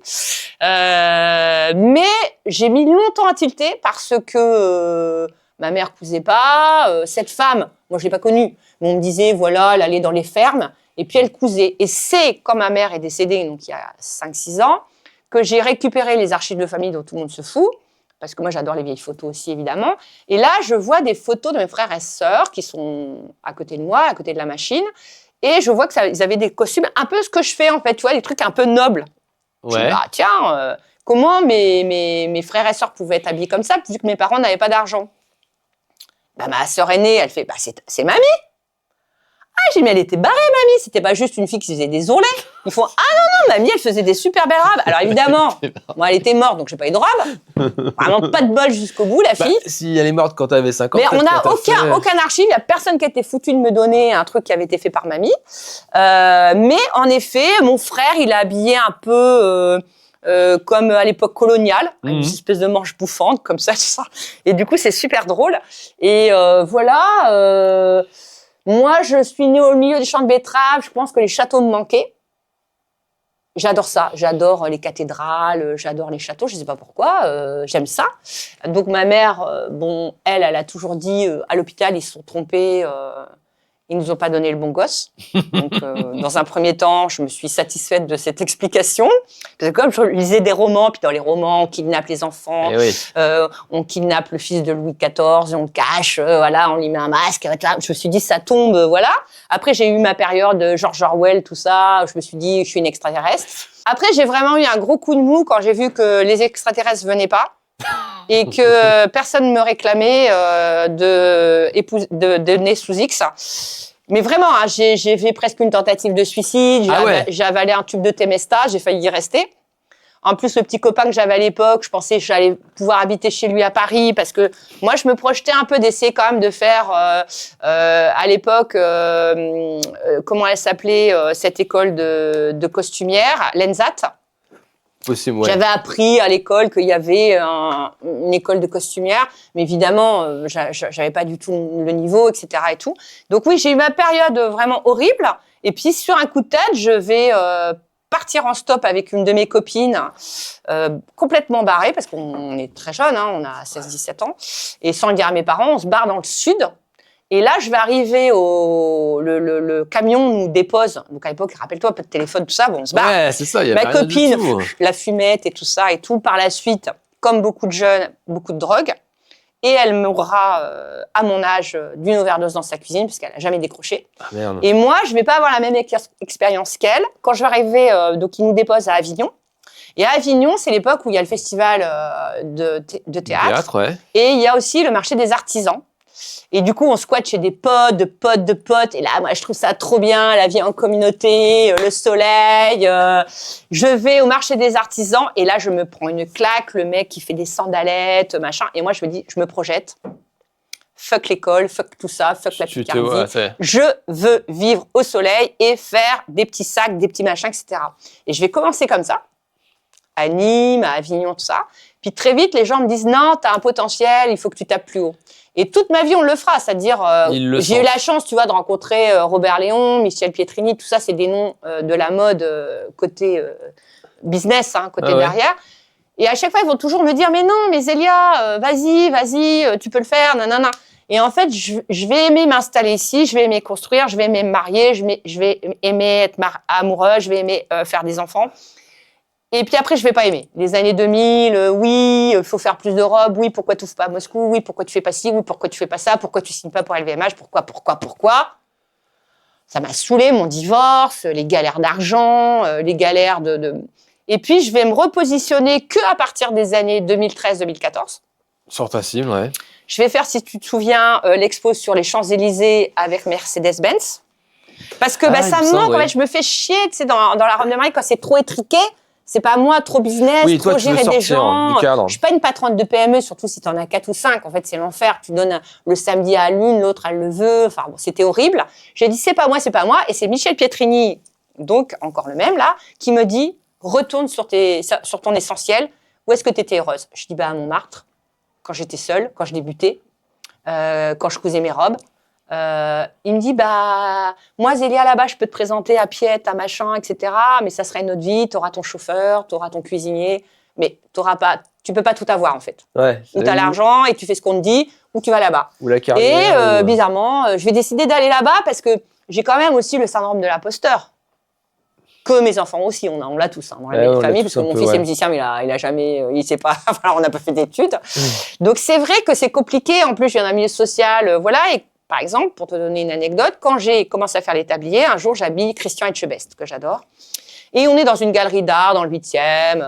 Et quand j'arrive, t'as beaucoup de chic, Jean Chic, Chabada, etc. qui me disent « Ah, tu fais des tabliers? Ça, c'est très bien. » C'est-à-dire que c'est une façon de me dire « Ah, tu fais un tablier pour les pauvres, les paysans, les nécessiteux, les travailleurs. Tu es à ta place. » Parce que je pense que j'ai agacé beaucoup de gens dans la haute couture en faisant des robes de princesse pour les pauvres.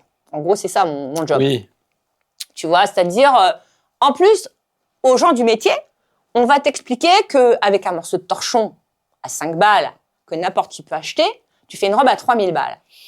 Les gens, ça les énervait en fait. Parce qu'ils disaient non, une mariée haut de gamme, c'est des broderies de chez Le Sage, c'est fait par plein de petites couturières avec des blouses. Je dis attends, moi j'en viens. Ma mère, elle a fait des ménages. Moi aussi, j'étais femme de ménage. J'ai travaillé dans les hôpitaux. J'ai dit des blouses, on n'aimait pas les porter. Donc nous, on va pas mettre des blouses. Donc, moi ici, tu me vois pas avec une blouse blanche, Oui, les oui, 3 oui. épingles. Et puis tu parles comme ça. Puis voilà, j'ai pas été travailler non plus à la maison de couture parce que je suis une rockstar. Quand j'arrivais, c'est moi la star en fait. Donc les gars, bah, ça va pas. Il y a Karl Lagerfeld qui va me dire dégagez-la moi celle-là. Oui, oui. La seule expérience que j'ai fait avec Lagerfeld, il m'a dégagé. Ah oui. Ben, quand j'ai fait la collection d'accessoires, ils me l'ont pas sortie Ah oui, t'étais trop... parce qu'elle était trop belle. Ah oui. J'ai le mail, hein, donc je suis pas mytho, hein, j'ai tous les mails. Je garde tout. Rappelez-vous, Ah oui. archiviste, Ah oui. première de classe et commissaire de police. Voilà. Je garde toutes les fiches de mes clients depuis 40 ans. J'ai tout, en fait. Ah oui. Ouais, j'aime bien. Je garde les photos, je jette pas, en fait. Tu gardes aussi Je énormément suis de dans tissus. le lien, en fait. Et comment tu vas sourcer en fait tes tissus?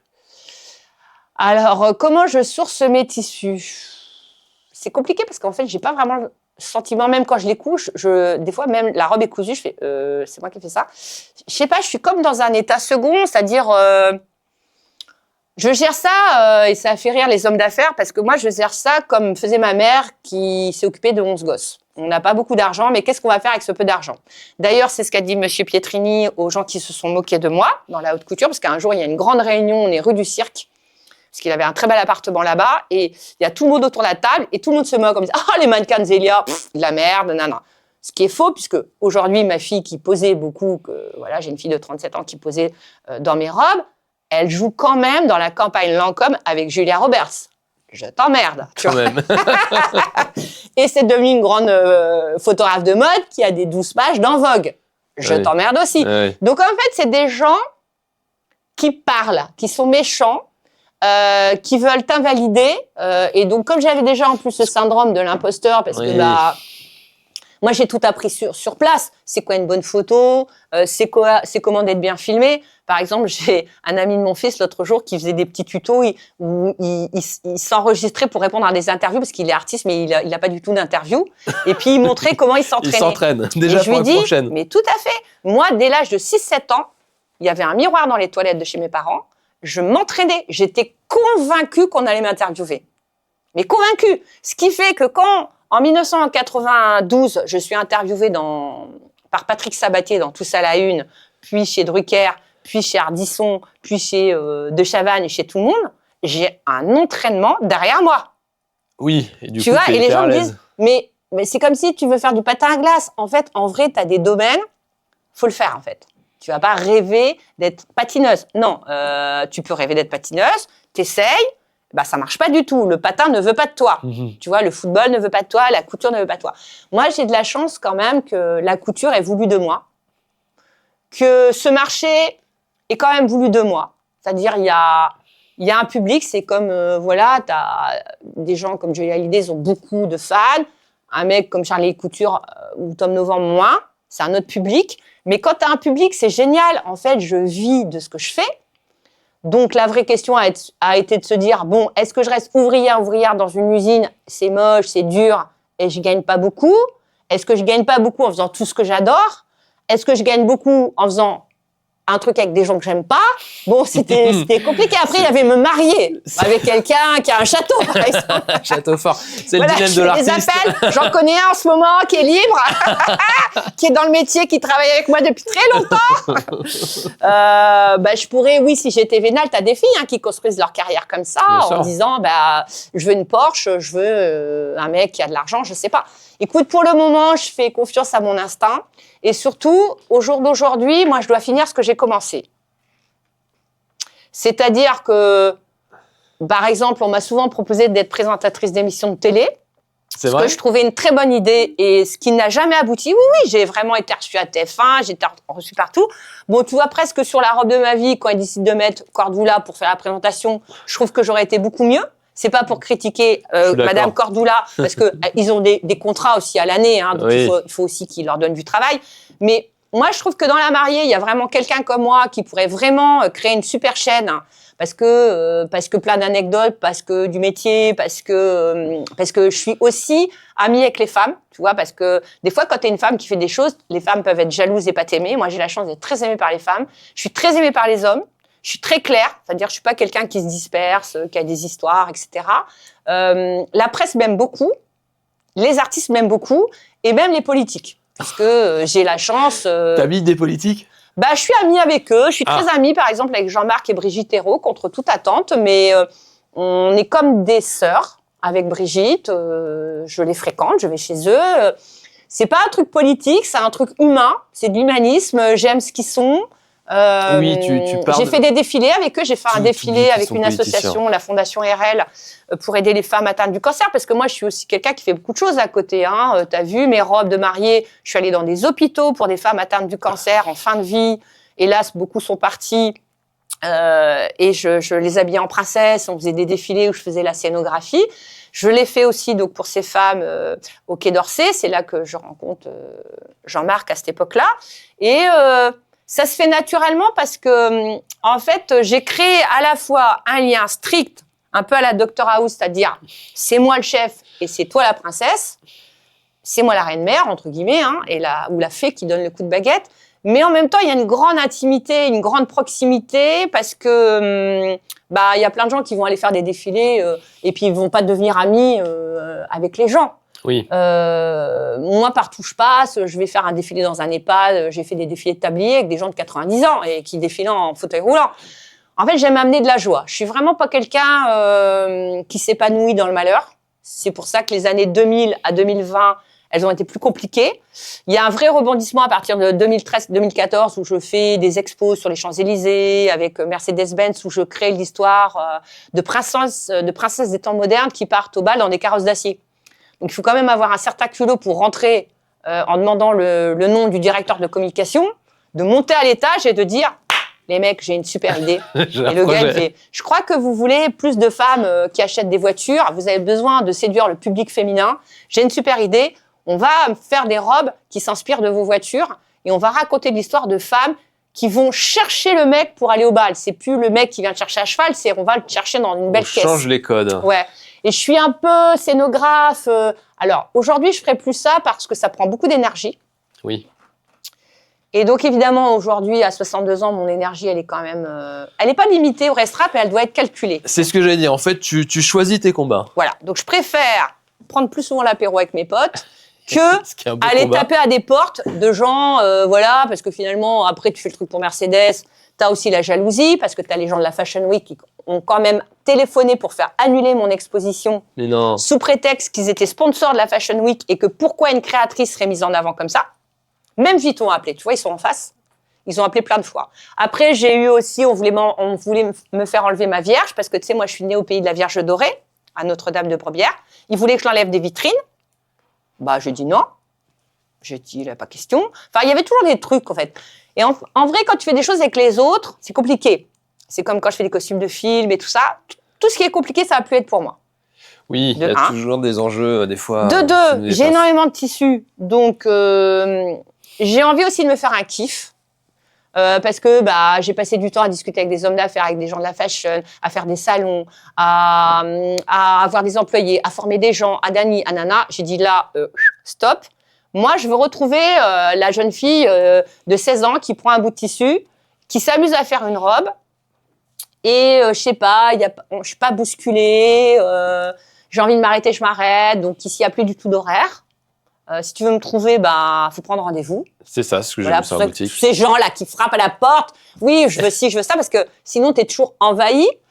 Et ce qui va m'intéresser, c'est vraiment les projets artistiques, mais il faut qu'ils aient du sens. Oui. Par exemple, tu as quand même aussi Dulux Valentine, par exemple, qui sont venus me voir il y a quelques années parce qu'ils avaient créé une collection qui s'appelait Marion les couleurs. Du coup, ils me disent, ouais, on aimerait bien pour la Fashion Week que tu nous crées des robes de mariée qui s'inspirent des couleurs que nous avons sorties.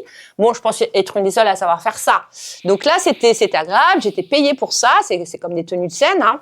Donc moi, je veux bien des projets, mais en fait, c'est pas qu'on m'a utilisé, mais j'étais d'accord, hein. Mais il y avait... Quand tu as le syndrome de l'imposteur et beaucoup besoin de reconnaissance et de te faire connaître, parce que aussi, il y a les réseaux, tout ça, mais du coup, tu as de tout. Par exemple, tu as un site en Chine qui reprend toutes mes photos, mais il le fait pour d'autres marques, hein, où c'est vraiment des photos de mon site ou de moi. Et dessous, c'est écrit $30, $40. Et en fait, quand les gens ils cliquent et qu'ils payent $40, ils reçoivent rien parce qu'ils font même plus des copies. C'est de l'arnaque. Ils inventent des produits qui n'existent pas, que tu vas acheter. Alors après, pour revenir aux copies, c'est à chacun de savoir ce qu'il veut mettre dans les choses. Tu veux un mur qui tient bien, prends un bon maçon. Tu veux une robe éternelle. Moi, je ne suis pas dans l'instant, les 8 heures que tu la portes. C'est l'éternité de la relation, en fait. L'éternité du moment, l'éternité des images. Un peu comme quand tu regardais, je sais pas, Fenêtre sur cour, et Grace Kelly qui arrive avec cette robe noire et blanche. Elle est immortalisée. Des femmes vont en rêver pendant des générations. Donc, moi, c'est ça, mon job. Après, ce qui est génial, tu peux reporter les bustiers. Après, tu peux venir acheter des tabliers pour faire bon ménage, parce que monsieur et madame au boulot, tout le monde partage, donc tu as des tabliers pour les hommes, pour les femmes. Après, j'ai la chance, grâce à ce métier de tablier, d'ouvrir la palette et de rencontrer Gilles Marchal, des grands pâtissiers, des grands glaciers, des gens un peu comme moi, des bosseurs, des entrepreneurs, des créatifs. Donc ça, c'est magique aussi. Des gens qui m'appellent pareil, d'Australie, et tout ça, c'est trop, trop sympa. Et puis aujourd'hui, je veux finir bien, parce qu'il y a un moment, les gens me disent « Mais tu vas arrêter ?» En fait, je vais mourir, en fait. Donc, il va falloir que tout le monde vraiment se fasse à cette idée qu'un jour, je vais partir. On va tous mourir, donc...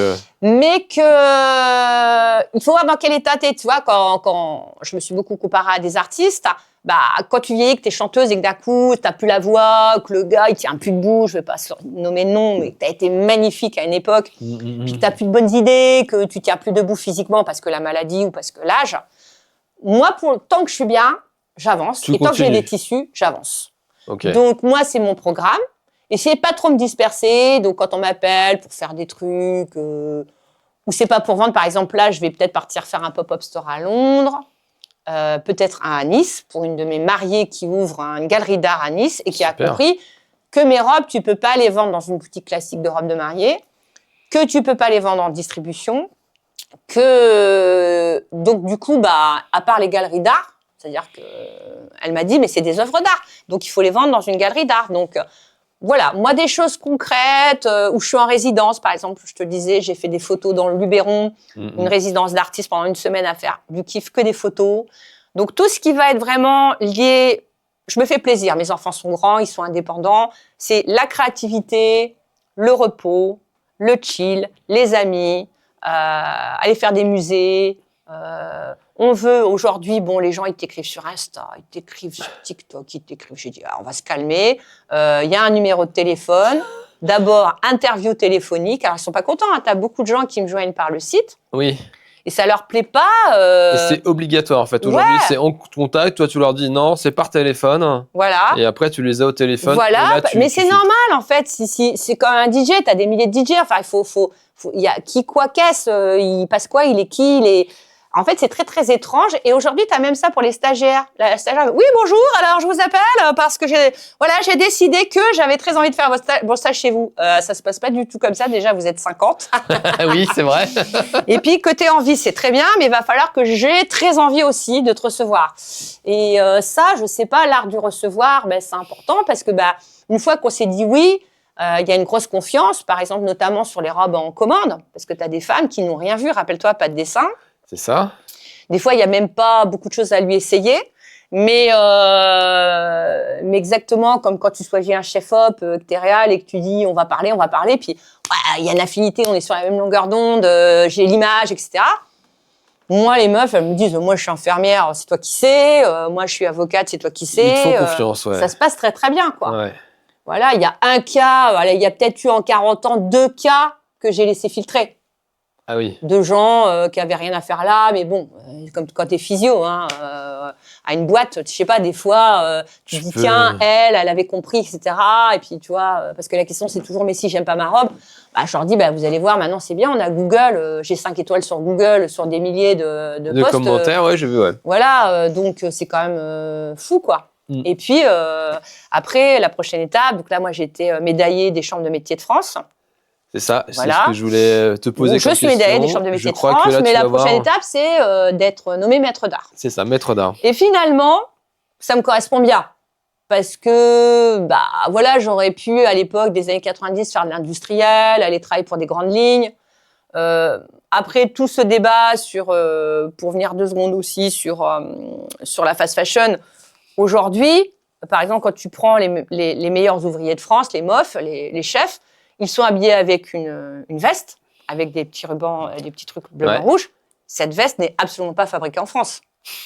Elle est fabriquée en Chine. Et je sais qui l'a fait. Mais non. Mais bien sûr. Et moi, je reviens de Caudry, où j'ai même vu transiter des matériaux qui arrivaient de Chine, qui vont être re-emballés, etc. Donc, tu sais plus trop ce que tu achètes. C'est-à-dire, au jour d'aujourd'hui, la bouffe, le truc, le machin. Quand tu viens chez Zelia, les gens me disent c'est vintage. Je leur dis non, c'est double vintage. Double vintage, ça veut dire que les tissus ont 40 ans et que la créatrice, elle est double vintage. Tout. Elle est triple vintage. Elle a 60 balais. Je dis ce qui est le plus vieux ici, c'est moi. Voilà. Après, dans l'ordre, tu as les meubles que j'ai depuis 20 ans, 30 ans, 40 ans, 50 ans. Les petits objets qui étaient chez ma mère, que personne ne voulait, que moi j'adore, qui sont kitsch, mais moi que j'adore. Et puis après, il y a l'ambiance. Tu viens pour une ambiance aussi. Quand tu vas dans un resto ou un bar, c'est l'ambiance. C'est ça. Voilà. Ou alors, on devient dans un monde fou d'Instagrammeurs qui veulent être pris en photo et non, on le voit, le nombre qui meurt en voulant prendre une photo. C'est terrifiant. En voulant prendre une photo alors qu'on est en altitude ou devant un animal. J'ai encore vu ça ce matin. Un guépard, le mec veut le prendre en photo. Non, mais les gens... Et voilà, moi, j'ai vu aussi les mentalités changer. Les gens qui annulent pas un rendez-vous. Les gens qui te tiennent pas au courant quand tu as passé 2 heures, 3 heures, 4 heures avec moi ici. C'est pas la même chose que de déranger une vendeuse. Donc, tu peux faire un petit mot en disant « mon choix s'est fait ailleurs ». Enfin, après, voilà, l'élégance... Elle ne doit pas être que dans le vêtement, elle doit être dans l'attitude. Et peut-être aussi que sur la terre comme au ciel, elle raconte ça, en fait. Oui, et la façon de consommer, en fait. Tu parlais des Instagrammeurs et j'ai une anecdote comme ça où mon fils voulait absolument goûter la pâtisserie de Cyril Grolet. Oui, bien sûr. Et faire la queue, donc. Ouais, on a parce fait que ça la va queue. avec. Voilà, j'ai eu la surprise. D'ailleurs, quand on a fait la queue 3/4 d'heure. Et moi, j'ai trouvé ça hallucinant où les gens sortent, tu payes un certain prix, il a une certaine réputation, ils sortent et ils veulent juste la photo que pour poster tout de suite sur Instagram en train de manger. Je fais, mais non, attends, non, mais on ils se met pas, dans c'est une comme ambiance. si on va filmer les ébats avec ton amoureux. Enfin, tout devient... Mais non, attends. C'est bien de vouloir immortaliser des choses, mais là, c'est too much, en fait. On profite pas. Regarde, moi, je vis à Montmartre. Les restos qui marchent et qui prennent la tête à mes copains voisins qui ont des boutiques, c'est que une chaîne va arriver et c'est chic de faire la queue. Et on se dit, mais c'est fou parce que nous, on a connu nos grands-parents ont connu la guerre 40. Pour avoir un ticket de lait, fallait faire la queue pendant la guerre pour avoir un petit peu de lait, un petit peu de beurre. Et eux, ils vont payer 10 balles un truc et faire la queue 2 heures pour dire, on y est allé. C'est comme si moi, je voulais, ouais, j'ai couché avec une rockstar, ouais, je me photographie. Mais bon, de toute façon, t'as vu toutes les aberrations, la fille qui couche avec 50 mecs, enfin bon, ou 500 mecs, je sais pas quoi. Enfin, 1000 là, je crois. tout est un peu tout et n'importe quoi. Bon, ici, chez Zelia, c'est quand même terre à terre. Hein, je suis paysanne à la base. Voilà. L'idée, c'est d'aimer mon travail, d'avoir le budget. Après, des fois, on peut aussi venir chercher qu'un accessoire. T'as des femmes qui me disent, bah tiens, moi, j'ai pas beaucoup de budget, c'est à la mairie. J'ai un beau pantalon blanc, je vais venir chercher juste un haut en dentelle, ou un kimono, ou une belle cape, parce que je suis très connue pour les capes, oui, aussi. ou un voile de couleur. Tu as un très beau voile, donc tu peux venir. Évidemment, t'es pas obligé de tout acheter. Je vais t'aider, hein, si tu viens avec ta vraie robe et je te conseille, je te dis tiens là on pourrait mettre un bustier, etc. Je suis là pour les gens élégants qui viennent, qui sont là à l'heure, qui sont mignons, qui m'écoutent. Et quand tu reçois les couples, comme un bon professeur.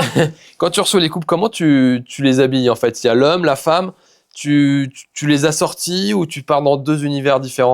Non, quand il y a des couples, on est très dans l'élégance, donc c'est madame. Alors, nous, quand on a voulu l'égalité des sexes, c'était par rapport au pognon, c'est-à-dire que pourquoi un homme qui fait le même métier gagnerait autant, plus, voilà, etc. Et après, on est pour l'égalité de tout, c'est-à-dire l'égalité du ménage, l'égalité de bouger le cul pour faire à manger aux enfants, etc., etc.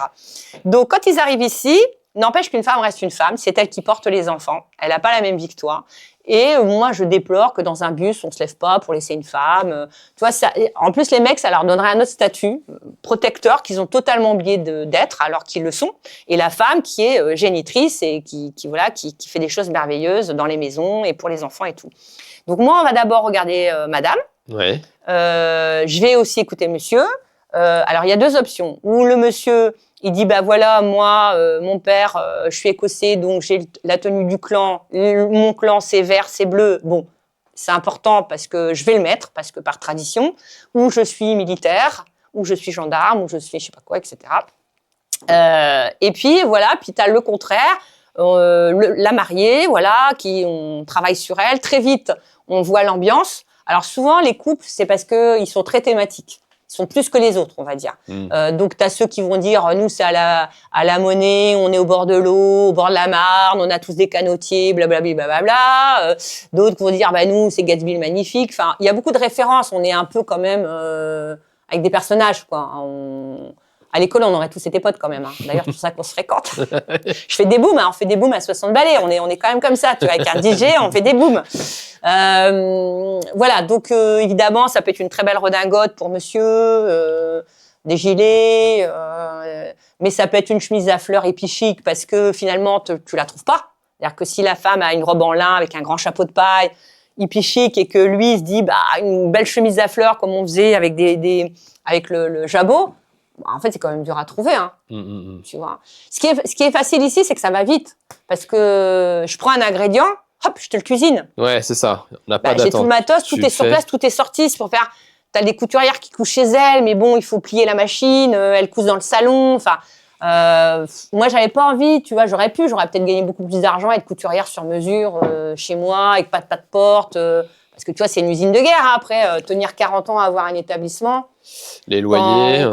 Quand tu as ouvert à 20 ans, que tu as vécu les copies, les contrefaçons, les employés qui te trahissent et qui te piquent tes clés USB, ton mari qui te trahit, qui te laisse avec les enfants, c'est chaud. En plus, t'es à Paris, c'est pas un petit loyer. Cher. Ouais, c'est cher. Mais plus le challenge a été dur, plus justement, c'est un peu, tu vois, j'avais habillé aussi Laurent Fignon, que j'aime beaucoup, et sa femme Valérie est toujours mon amie. Pareil, on est très proches. Tu vois, quand je voyais Laurent, je me disais, putain, quand même, être champion de Tour de France, vraiment, c'est dur physiquement. Tu vois, c'est vraiment, voilà. Après, on sait comment ça a fini pour lui, parce que, voilà, il s'est passé aussi des choses. Voilà, moi, je suis pas en compète avec les autres. Je me compare pas aux autres. Je suis pas en compète avec mes frères et sœurs. Je suis en compète avec personne. Moi, quand même, je voulais voir si, tu vois, par exemple, je n'irais pas sur le Mont Everest. Je vais pas faire de l'alpinisme. Oui, t'as pas envie. Non. D'abord, j'ai peur, j'ai froid, ça m'intéresse pas du tout. D'abord, il y a beaucoup, tu vois, je fais tout ce que je vous ai raconté, mais attention, il y a plein de choses que je ne sais pas faire. Je ne sais pas skier, je ne sais pas faire de patin à glace, je nage quasiment pas, je suis nulle. Je sais pas monter, je sais pas descendre. Enfin, au niveau, voilà, je cours pas, non, j'ai un rythme comme ça de créativité, et la créativité me donne la bonne humeur, me donne le sport. Tu vois, parce que je suis sportive, en fait, voilà. Mais je suis en compétition avec personne, je suis sur la terre, après je serai au ciel. Salut, au revoir tout le monde. Je vais essayer de laisser pas trop de bordel derrière moi. Et comme ma fille me disait, qui est très intelligente, vaut mieux, quitte à ce que je parte au ciel, qu'il y ait des vraies robes que des bouts de tissu. Ça va beaucoup plus de valeur. Oui, c'est clair. Elle pourra faire des expos, des pop-up stores. Et puis, en plus, c'est pas que ça, c'est pas que l'argent, c'est que en ce moment, je vis une autre étape. Parce que comme je suis en train de me recentrer sur moi, j'ai bien aimé m'occuper de tout le monde, des enfants, des parents, de la famille, que pense la haute couture, que pense la rédactrice de mode, que pense ci, que pense ça, que pense la cliente. Mais là, je me fais mon petit chill. Et quand je vais chercher ces tissus à la cave, quand je l'achète, je me revois l'acheter. Tu me disais où je me source, des fois c'est un voyage. Oui. Un tissu que j'ai acheté en Inde, un tissu que j'ai acheté au Maroc, un tissu que j'ai acheté à Caudry. Et moi, ce qui me plaît, c'est l'exercice de le rendre vivant. Et c'est là que je me sens le plus artiste avec moi-même, pas à essayer de convaincre qui que ce soit, mais où je me dis, ce tissu dormait depuis 35 ans. Pourquoi je l'ai acheté? Va savoir. J'avais pris 4 mètres, pourquoi? Va savoir. Il était bien plié, parce que tu sais, ils sont rangés, voilà, dans la pénombre et tout, pour pas qu'ils changent de couleur et tout. Dans le frais. Et du coup, je le prends, je le fais monter ici, puis il y a la chaleur, il y a la lumière. Et puis, je crée la robe, sans me poser de questions, en me disant qui, quoi, qu'est-ce va l'acheter. Et quand, franchement, je pars faire ces photos en Provence, avec le luberon, la lavande, la chaleur, que je la remets ici, que t'as cette nana qui me dit, j'habite Berlin, j'étais dans mon hôtel dans le 11e, j'ai tapé sur Internet, elle vient, il est 7h moins le quart, je vends la robe, ils vont me chercher une coupette de champagne, je me dis, t'as tout bon, Célia. On y est enfin. Enfin. Parce que ça a été dur. Tu vois, il faut pas croire que, ouais, je suis bisounours, c'était super facile. Non, en fait, c'est super dur de faire des costumes de film, de faire 700 costumes sur une comédie musicale, d'être enceinte jusqu'au cou, de stresser comment je vais payer les factures, comment je vais payer les trucs. Mais en vrai, faut pas trop penser à tout ça. C'est comme le mec qui monte à la montagne. Bien sûr, il peut tomber, bien sûr. D'ailleurs, il y a certains à qui ça arrive, mais tu peux pas. Il faut le faire, en fait. Tu peux pas avoir et pas avoir. Et c'est une belle histoire. Je sais pas comment on parlera de moi plus tard ou un jour, mais c'est une belle histoire. Oui, ça fait partie. C'est une histoire personnelle. C'est comme un film. Et là, avec toutes les lettres, je me disais, mais ta fille va peut-être sortir une biographie un jour. Non, je sais pas. Elle est comme moi. On travaille beaucoup sur les racines. C'est pour ça que sur la terre comme ciel, et puis on vient d'origine paysanne, et ma fille, elle a aussi cet héritage-là. Elle est beaucoup allée chez ses grands-parents, plus jeunes, parce qu'ils m'aidaient beaucoup, à la garder. Et on a besoin d'aller, je sais pas, s'inspirer, trouver des trucs. Les gens me disent, vous inspirez dans quoi? Mais moi, je m'inspire pas dans les magazines. Je regarde pas ce que font les autres couturiers, les autres créateurs. Quand une cliente vient, j'essaye pas de faire ma manipulatrice et de dire « Ah, elle aime bien qu'on la flatte et qu'on lui dise qu'elle a des beaux seins. » Je vais lui dire ça. « Ah, tiens, elle rêve de paillettes. Alors, je vais lui sortir des paillettes. » Enfin, c'est une drôle de façon d'aborder la vie que de l'aborder comme ça. Après, moi, on m'a souvent dit les émissions de télé. Après, là, j'ai un scénariste qui fait, tu sais, je l'adore, c'est un super pote, qui fait tout, meurtre dans le Cantal, meurtre, tout ça. Il m'a dit « Zélia, il faut que tu écrives. Il faut que tu écrives avec moi. » Alors, j'étais flattée parce qu'il écrit quand même des chansons aussi pour Johnny Hallyday, tout ça. Je lui dis, mais d'où tu penses que je sais écrire? Il me dit, je le sais. Alors, on m'a dit que j'étais peintre. Après, quand je vais à des soirées, on me dit, vous êtes danseuse professionnelle. Alors là, je me suis inscrite à la danse. Ça fait partie de ma pré-retraite. Donc, j'ai dit, non, il faut quand même que je prenne des cours de danse parce que ça fait mytho. Toi, tout le monde me dit, vous êtes danseuse professionnelle. En fait, j'ai jamais pris le moindre cours. Mais je danse ici. Je sais pas si tu m'as déjà vu, je danse beaucoup ici. Oui, je crois que j'ai vu passer des vidéos. En fait, j'ai appris à me faire plaisir toute seule parce que, en vrai, j'étais dans cette solitude, mais je pense qu'on est très seul. Ben, moi, je pense qu'on est très seul. Bon, regarde, moi, j'ai fait des enfants, ils sont magnifiques, ils sont grands. Moi, j'ai pensé qu'ils allaient avoir vachement envie de faire des trucs avec moi parce qu'en vrai, c'est moi qui ai envie de faire des trucs avec eux. Oui, parce que quand t'es plus jeune, t'es accaparé par les élevés, t'es accaparé par l'argent, t'achètes la boutique, t'as des frais. Et puis là, je suis un peu tranquille, je dis, ah, mais pas du tout. Je suis pas du tout dans le programme. Quand je serai grand-mère, peut-être, mais là, c'est pas du tout le focus. Ouais, ils sont dans un autre rythme aussi. Non, ils ont envie que tu sois bien, que tu sois heureuse et que tu te démerdes. Donc, faut surtout pas parler de tes problèmes d'argent ni personnels. Et il faut vivre ta vie. Donc, finalement, j'ai du temps. Tu te retrouves. Voilà, pour faire des robes. Et puis, je vais faire des robes, des photos. J'aime bien la photo, moi. J'aime bien la photo, j'aime bien la vidéo. C'est ce que j'ai compris. Ouais. Donc, faire des photos. Alors, je pose aussi. Je suis devenue modèle. Ok. Mais un modèle pour des peintres. Donc, je fais beaucoup de nus. Ça surprend les gens. Mais je trouve ça bien parce que souvent, à 50, 60 ans, je vois les posts. Oui, machin. Moi, j'ai passablement le corps que j'avais à 30 ans. Hein, et c'est vraiment pas mytho, tu vois. Et puis, moi, j'ai beaucoup habillé les femmes. Donc, je trouvais ça intéressant que moi, je sois pas encore dans un exercice de poser dans mes robes, de faire des robes. Oui, du coup, je dis, on change de crèmerie. Et je travaille pour des peintres qui travaillent beaucoup les couleurs aussi. Et c'est comme ça, on voit une épaule. Et puis, tu vois, mon corps, ça fait un peu penser au statut du 18e, voilà. Et j'aime bien poser, voilà. Comme ça, je fais rien aussi. C'est une solution pour rester 3 heures. Surtout, ils me disent, tu ne bouges pas, tu ne parles pas, tu ne fais rien. Et ça me détend. Et puis, j'aimais bien parce que je savais pas quel patrimoine laisser parce que je vais pas laisser nécessairement beaucoup d'argent derrière moi. Je vais pas rien laisser, mais je vais pas laisser. J'ai pas été stige chez Karl Lagerfeld 40 ans. Et quand je voyais les expos, quand j'allais au Louvre ou quand j'allais voir l'expo de Moucha, je me disais, ouais, c'est quand même chouette.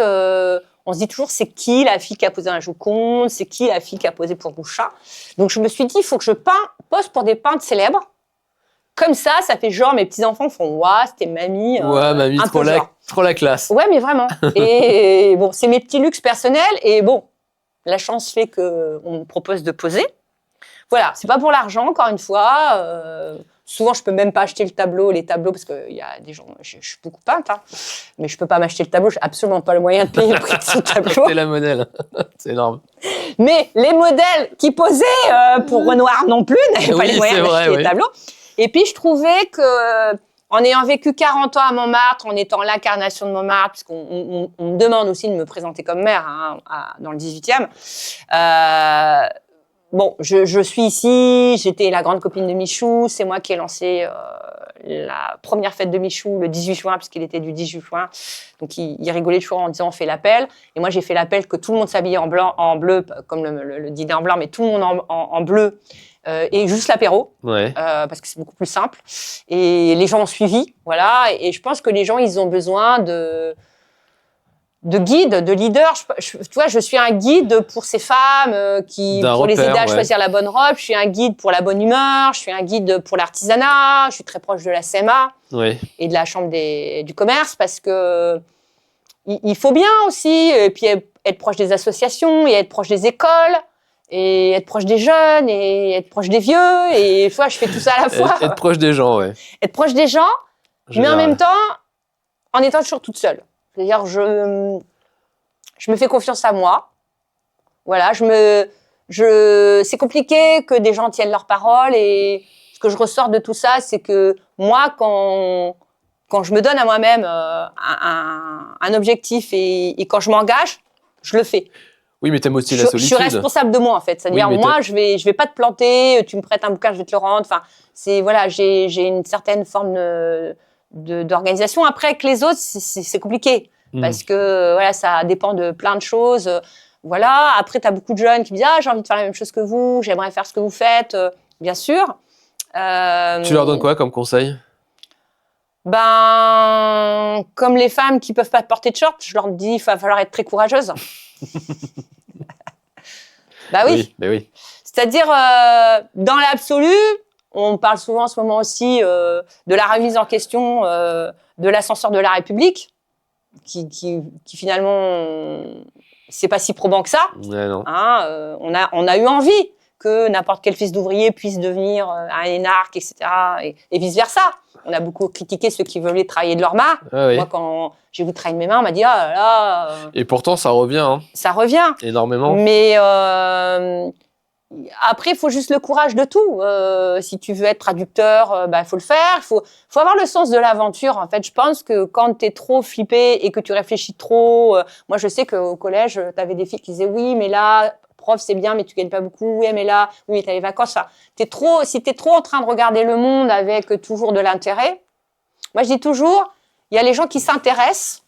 C'est ça. Et tu as les gens intéressés. Et après, tu as une troisième catégorie qui sont les gens intéressants. Moi, j'avais vraiment envie d'être intéressante. D'ailleurs, des fois, quand je parle, on me dit « Ah oui, tu peux parler des heures comme ça. » Oui, c'est ce qu'on voit. Voilà, d'ailleurs, on parle beaucoup dans mes rencontres. Par exemple, je peux te raconter aussi, avec Patricia Petitbon, on ne parle pas de tenue, vraiment. Quand elle vient souvent assez tard. Elle s'y prend pas 6 mois à l'avance pour dire « Tiens, je fais tel spectacle ». Elle vient assez tard. Parce qu'elle-même ne sait pas encore ce qu'elle va faire. Et elle se met aussi dans le bouillon, dans le bain, etc. Tard, tu veux dire par rapport au spectacle? Aux tenues de scène. Donc, elle m'appelle souvent très tard. Donc, je suis vraiment spécialiste de lui faire la robe la veille, l'avant-veille. Elle ne m'en voudra pas de raconter ça. Mais en même temps, c'est comme un work in progress, un challenge. Oui. Tu vois? Et quand elle vient, en vrai, souvent, on mange des gâteaux. Et puis, des fois, on boit des coupes de champagne, mais dans des coupes, parce qu'on n'aime pas les flûtes. Et donc, à 16h, on est comme 2 vieilles baronnes qui vont boire une coupette de champagne. Et puis, elle me dit, tiens, j'ai vu un film sur Charlie Chaplin hier à la télévision. Tiens, peut-être une redingote. Charlie Chaplin, puis elle part. Et évidemment, je ne vais pas lui faire la redingote de Charlie Chaplin que ferait une costumière ou en regardant des images. J'ai capté son corps et évidemment, il faut qu'elle soit belle parce que c'est une chanteuse, c'est une femme et il ne faut pas un truc qui la tasse. On ne va pas faire un copier-coller. Il va falloir repartir de cette énergie et créer par l'opération du Saint-Esprit une robe qui lui va parfaitement puisqu'elle n'aura pas le temps de venir l'essayer. En plus. Et en plus, elle est filmée, genre, elle fait Jacques Chancel, elle fait un show sous la Tour Eiffel qui va être filmé par je ne sais pas combien, vu par combien de millions de personnes. Donc, moi, j'essaye de penser qui est cette gamine qui, au départ, voulait faire des sandalettes au Beau de Provence, qui finalement va passer son temps à faire des exercices de style, un peu à la Raymond Queneau, que j'adore. Raymond Queneau, c'était vraiment mon auteur phare, me challenger tout le temps, en fait. Voilà, c'est un peu spécial comme vie quand même. C'est-à-dire, je sais jamais si je vais vendre des robes, je mets 100 000 € de stock dans la boutique, et vas-y, 100 000 € dans la machin. Et puis alors, quand j'arrivais en berlingot, et mes frères et sœurs me disaient, mais c'est quoi ce bordel? T'as même pas une belle bagnole? Du coup, j'ai fait l'expo chez Mercedes pour avoir une bagnole que j'ai quasiment eu pour rien. C'est vrai. Et je suis revenue avec ma belle bagnole, avec le toit ouvrant. Bah oui, écoute, en fait, je crée des événements. Je suis rétribuée parce que je suis une artiste. C'est normal que les artistes soient payés. Ben, bien sûr. Tu vois. Mais voilà, après, où ça va me mener tout ça, hein? J'ai quand même mon frère aîné qui me dit, c'est bien beau.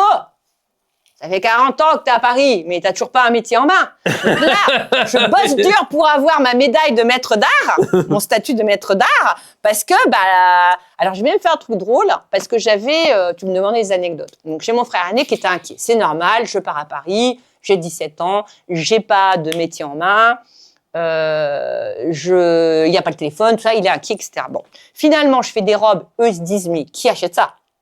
Et oui, c'est normal. C'est pas du tout leur univers. On vient pas d'un milieu artistique. Voilà, c'est pas une famille qui achète des tableaux, des sculptures. Donc voilà, donc c'est normal. Ils se disent, mais qui achète ces trucs? Bon, là-dessus, je tiens. Je fais pas nécessairement le bon mariage. On te dit, tu fais des belles robes de mariée, mais bon, vraiment, en relation amoureuse, t'as pas choisi le bon. Hein. Bon, bref, etc. Et puis là-dessus. Comment dirais-je, je m'y perds, je sais même plus pourquoi je te racontais ça. Tu voulais une anecdote sur ton frère, alors je te fais une anecdote sur mon frère. Tu fais pas un vrai métier. En discutant avec mon frère, encore récemment, qui m'a dit oui, les tabliers c'est bien, mais bon, faut un truc sérieux. Parce que évidemment, il serait rassuré que j'aille travailler chez quelqu'un pour un très gros salaire, que je sois salarié. Je sais pas pourquoi, alors que je suis salarié chez moi, mais enfin. Et lui, qu'est-ce qu'il fait? Alors lui, mes frères travaillaient dans les vérins hydrauliques. Ils ont une usine de vérins hydrauliques connue dans le nord de la France. Enfin, ils sont connus dans le monde entier. Très brillant, extrêmement brillant. C'est les mecs de la fratrie et aussi un peu patriarcal. Ah oui. D'accord? Bon. Donc là-dessus, je découvre. Donc mon frère était un passionné d'athlétisme. S'il n'avait pas fait ça, il aurait rêvé d'être athlète.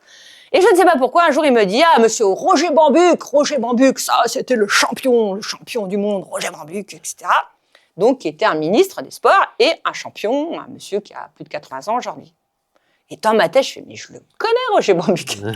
Et du coup, j'ai fait la robe de mariée. Il se trouve que j'ai fait la robe de mariée de la fille de Roger Bambuc, de monsieur et madame Bambuc.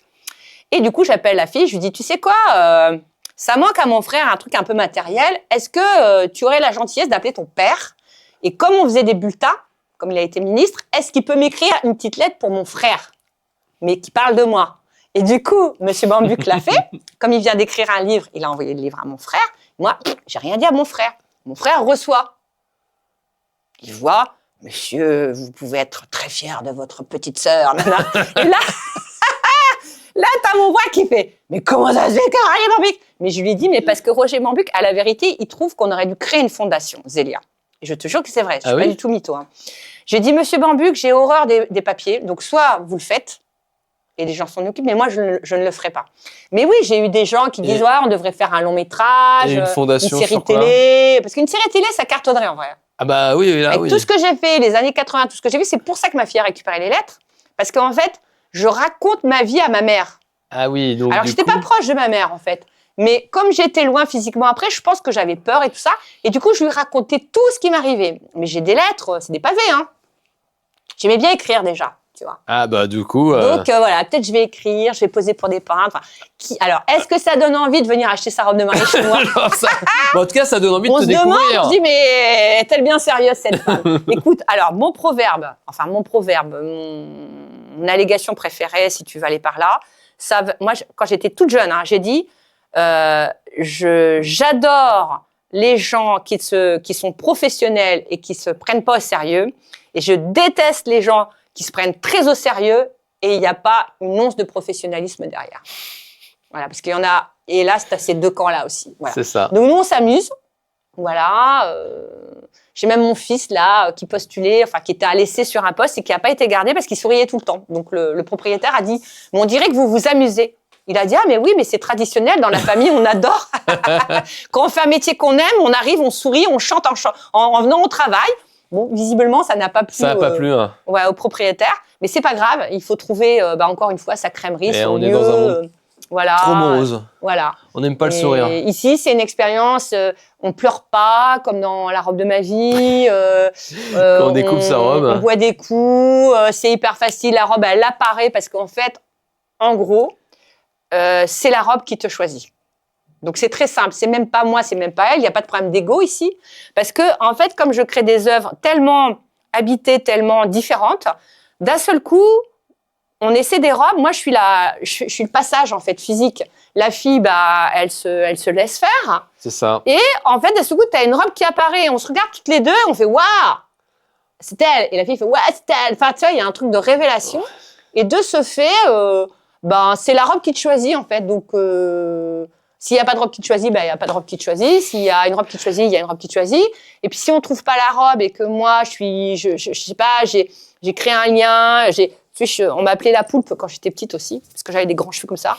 Et du coup, c'est vrai qu'il y a un côté comme ça. Alors, je touche beaucoup, je plotte beaucoup, je pose beaucoup de questions. Enfin, je me connecte en fait aux gens et T'es très dans le contact, ouais. ouais, je suis très en contact, ouais. Ouais. Bah, je sais pas comment font les autres. Hein. Après, j'ai fait beaucoup de boutiques de robes de mariée dans le monde parce que forcément, quand je vais à Los Angeles ou à New York et tout ça, mais c'est pas le même genre de boutique, quoi. Faut qu'on s'arrête. Ouais, il va falloir qu'on s'arrête. Ah, mais moi, je pensais que j'allais rester toute ma vie avec vous. Et ben, en tout cas, merci de nous avoir reçus. Bah, j'étais ravie, écoute. C'était génial. Je crois que tu nous as dit plein de choses. Ouais. Juste, on a quelques minutes peut-être encore. Ouais. Je voudrais que tu reviennes un peu sur... Enfin, moi, je trouve ça une super nouvelle que tu vas avoir cette médaille de métier d'art. Enfin, j'espère, je postule en tout cas. Ah, tu postules, mais alors, tu l'as pas. Alors, je l'ai pas, mais bon, écoute, on va voir. C'est ça la surprise. Comme tu es un peu autodidacte, c'est franchement une concrétine. Oui. Ben, écoute, c'est bien que aussi, bon, j'ai la médaille de reconnaissance artisanale. C'est le président de la Chambre des métiers qui m'en a parlé, en fait, parce que moi, je pense pas tellement à ce genre de choses. Mais je pense que c'est bien parce que, tu vois, aujourd'hui, on remet beaucoup des médailles du mérite ou la médaille des arts et des lettres. Enfin, moi, j'ai énormément de mes copines qui ont la médaille des arts et des lettres. La plupart ont la Légion, mon frère a la Légion, tout ça. Je fais, oh putain, moi, je suis un peu à la ramasse. Mais du coup, je sais pas, oui, je pense que c'est bien parce que les gens qui se sont fait tout seuls, bon, t'as des gens qui font les écoles, mais c'est pas parce que tu fais les beaux-arts que tu vas devenir un grand peintre, en fait. C'est ça. Chacun a son parcours. Après, c'est pas grave si on l'a pas, mais si on l'a, bon, déjà, le plus dur pour moi, c'est pas ces 40 années, c'est de faire le dossier Internet. Oui, maintenant, tout est sur Internet. Il fallait se connecter à France Connect. Ah, je oui. suis incapable de le faire. La Chambre des métiers, ils ont dû venir ici quand même pour le faire. Ouais. Oui, je sais pas faire ça. En fait, je ne perds pas de temps à ce que je ne sais pas faire. Ah oui, t'as raison. C'est là que je suis bonne, parce que même quand j'ai passé mes épreuves du bac, là où je suis pas bonne, je vais pas essayer d'avoir un 2 ou un 3. Je fais ça, on abandonne. Allez, hop, 18 de l'autre côté, 19 de l'autre côté, 20 de l'autre côté. Allez, hop, ça passe. Voilà, c'est comme ça. Dans les robes, c'est pareil. Tu prends un tissu, celui-là, il va pas. Oh, c'est pas grave, on va le passer derrière. Tac, tac, tac. Allez. En fait, il faut être très ouvert. La créativité, c'est pas des plans. Et dans la vie, c'est pareil. La vie, elle arrive, elle voulait une robe blanche, elle repart en vert. Elle voulait une robe longue, elle est en cours. Elle voulait pas boire 2 coups, elle boit un coup. Moi, j'ai même eu la femme du colonel. Un jour, une mariée fait « Oui, ma mère, elle est très stricte. Mon père est colonel ou général, je sais plus quoi. Elle est ma mère, comme ça. » La femme arrive. Je te parle que c'était à mes débuts, ça. Bon. Je la prends à contre-pied parce qu'elle sent qu'il y a du répondant en face, quand même. Mmh. Finalement, je l'embarque boire des coups au bar d'à côté. La fille appelle, elle fait « Vous êtes où ?» Je lui dis « Bah, on est en train de boire des coups avec ta mère. » Elle fait « Quoi ?» Et elle est revenue ici, elle m'a trié les boutons pendant 4 heures. Ce qui arrive très souvent. Hein. Tom Novembre, que j'aime beaucoup, m'a trié tous mes boutons. Comme ça, ils viennent une journée. Puis moi, je t'occupe. Tu sais, comme les gosses. Je fais, allez, toi, tu fais ça, on parle. Mais tout le monde se rend utile, fait quelque chose. Là, c'est énorme. Et en fait, c'est énorme. Parce qu'ils m'ont dit, mais comment t'as fait? Bah, j'ai fait. Faut pas avoir de considération sur les gens, en fait. Oui, faut pas les mettre dans des cases tout de suite. Les metteurs en scène sont très bons pour ça. Un vrai bon réal, il va réussir à aller chercher chez une actrice un truc et lui faire sortir ça. Tu vois, c'est... Voilà. Donc, moi, je fais tout ça. Prenez rendez-vous, s'il vous plaît. Ne vous pointez pas comme ça. C'est ça. Que soit je suis pas là, soit je suis en train de rêver dans ma cave et de parler à mes tissus. Ou tu soit poses. je suis avec des potes en train de boire un coup, soit je suis en train de poser, soit je suis en train de faire un show avec mon amie Patricia Petitbon. Enfin, voilà. Il faut prendre un rendez-vous. Si vous venez pas, vous annulez. Si vous n'arrivez pas, c'est pas grave, c'est pas le sujet, mais c'est d'arriver quand même avec. C'est un peu comme quand tu vas voir un film. Bon, tu payes ta place, tu sais pas ce que tu vas voir. Ici, c'est pas payant. Moi, j'ai vu qu'il y avait même des essayages ou des trucs. Oui, où tu dois Mais c'est les par robe, ou je sais pas. Moi, je vais pas faire ça, mais c'est un respect pour l'artiste. Si c'est pas pour l'artiste, c'est pour l'ouvrière. Si c'est pas pour l'ouvrière, c'est pour la commerçante qui paye des frais, qui paye de la voirie, qui paye, voilà. Il faut du respect pour ça et c'est pour ça qu'il faut pas copier. Non. Il faut pas copier parce que, pourquoi copier alors qu'on peut faire des choses originales. Et puis, il faut laisser les choses venir à soi. Voilà, dans la vie, tu vas avoir des enfants, tu vas pas en avoir, tu vas avoir un garçon, tu vas avoir une fille. Faut arrêter de vouloir tout choisir et tout acheter. On peut pas tout contrôler. Voilà. C'est pas qu'une question d'argent, de bien. Merci Zélia, à très vite et on se retrouve très bientôt sur notre chaîne.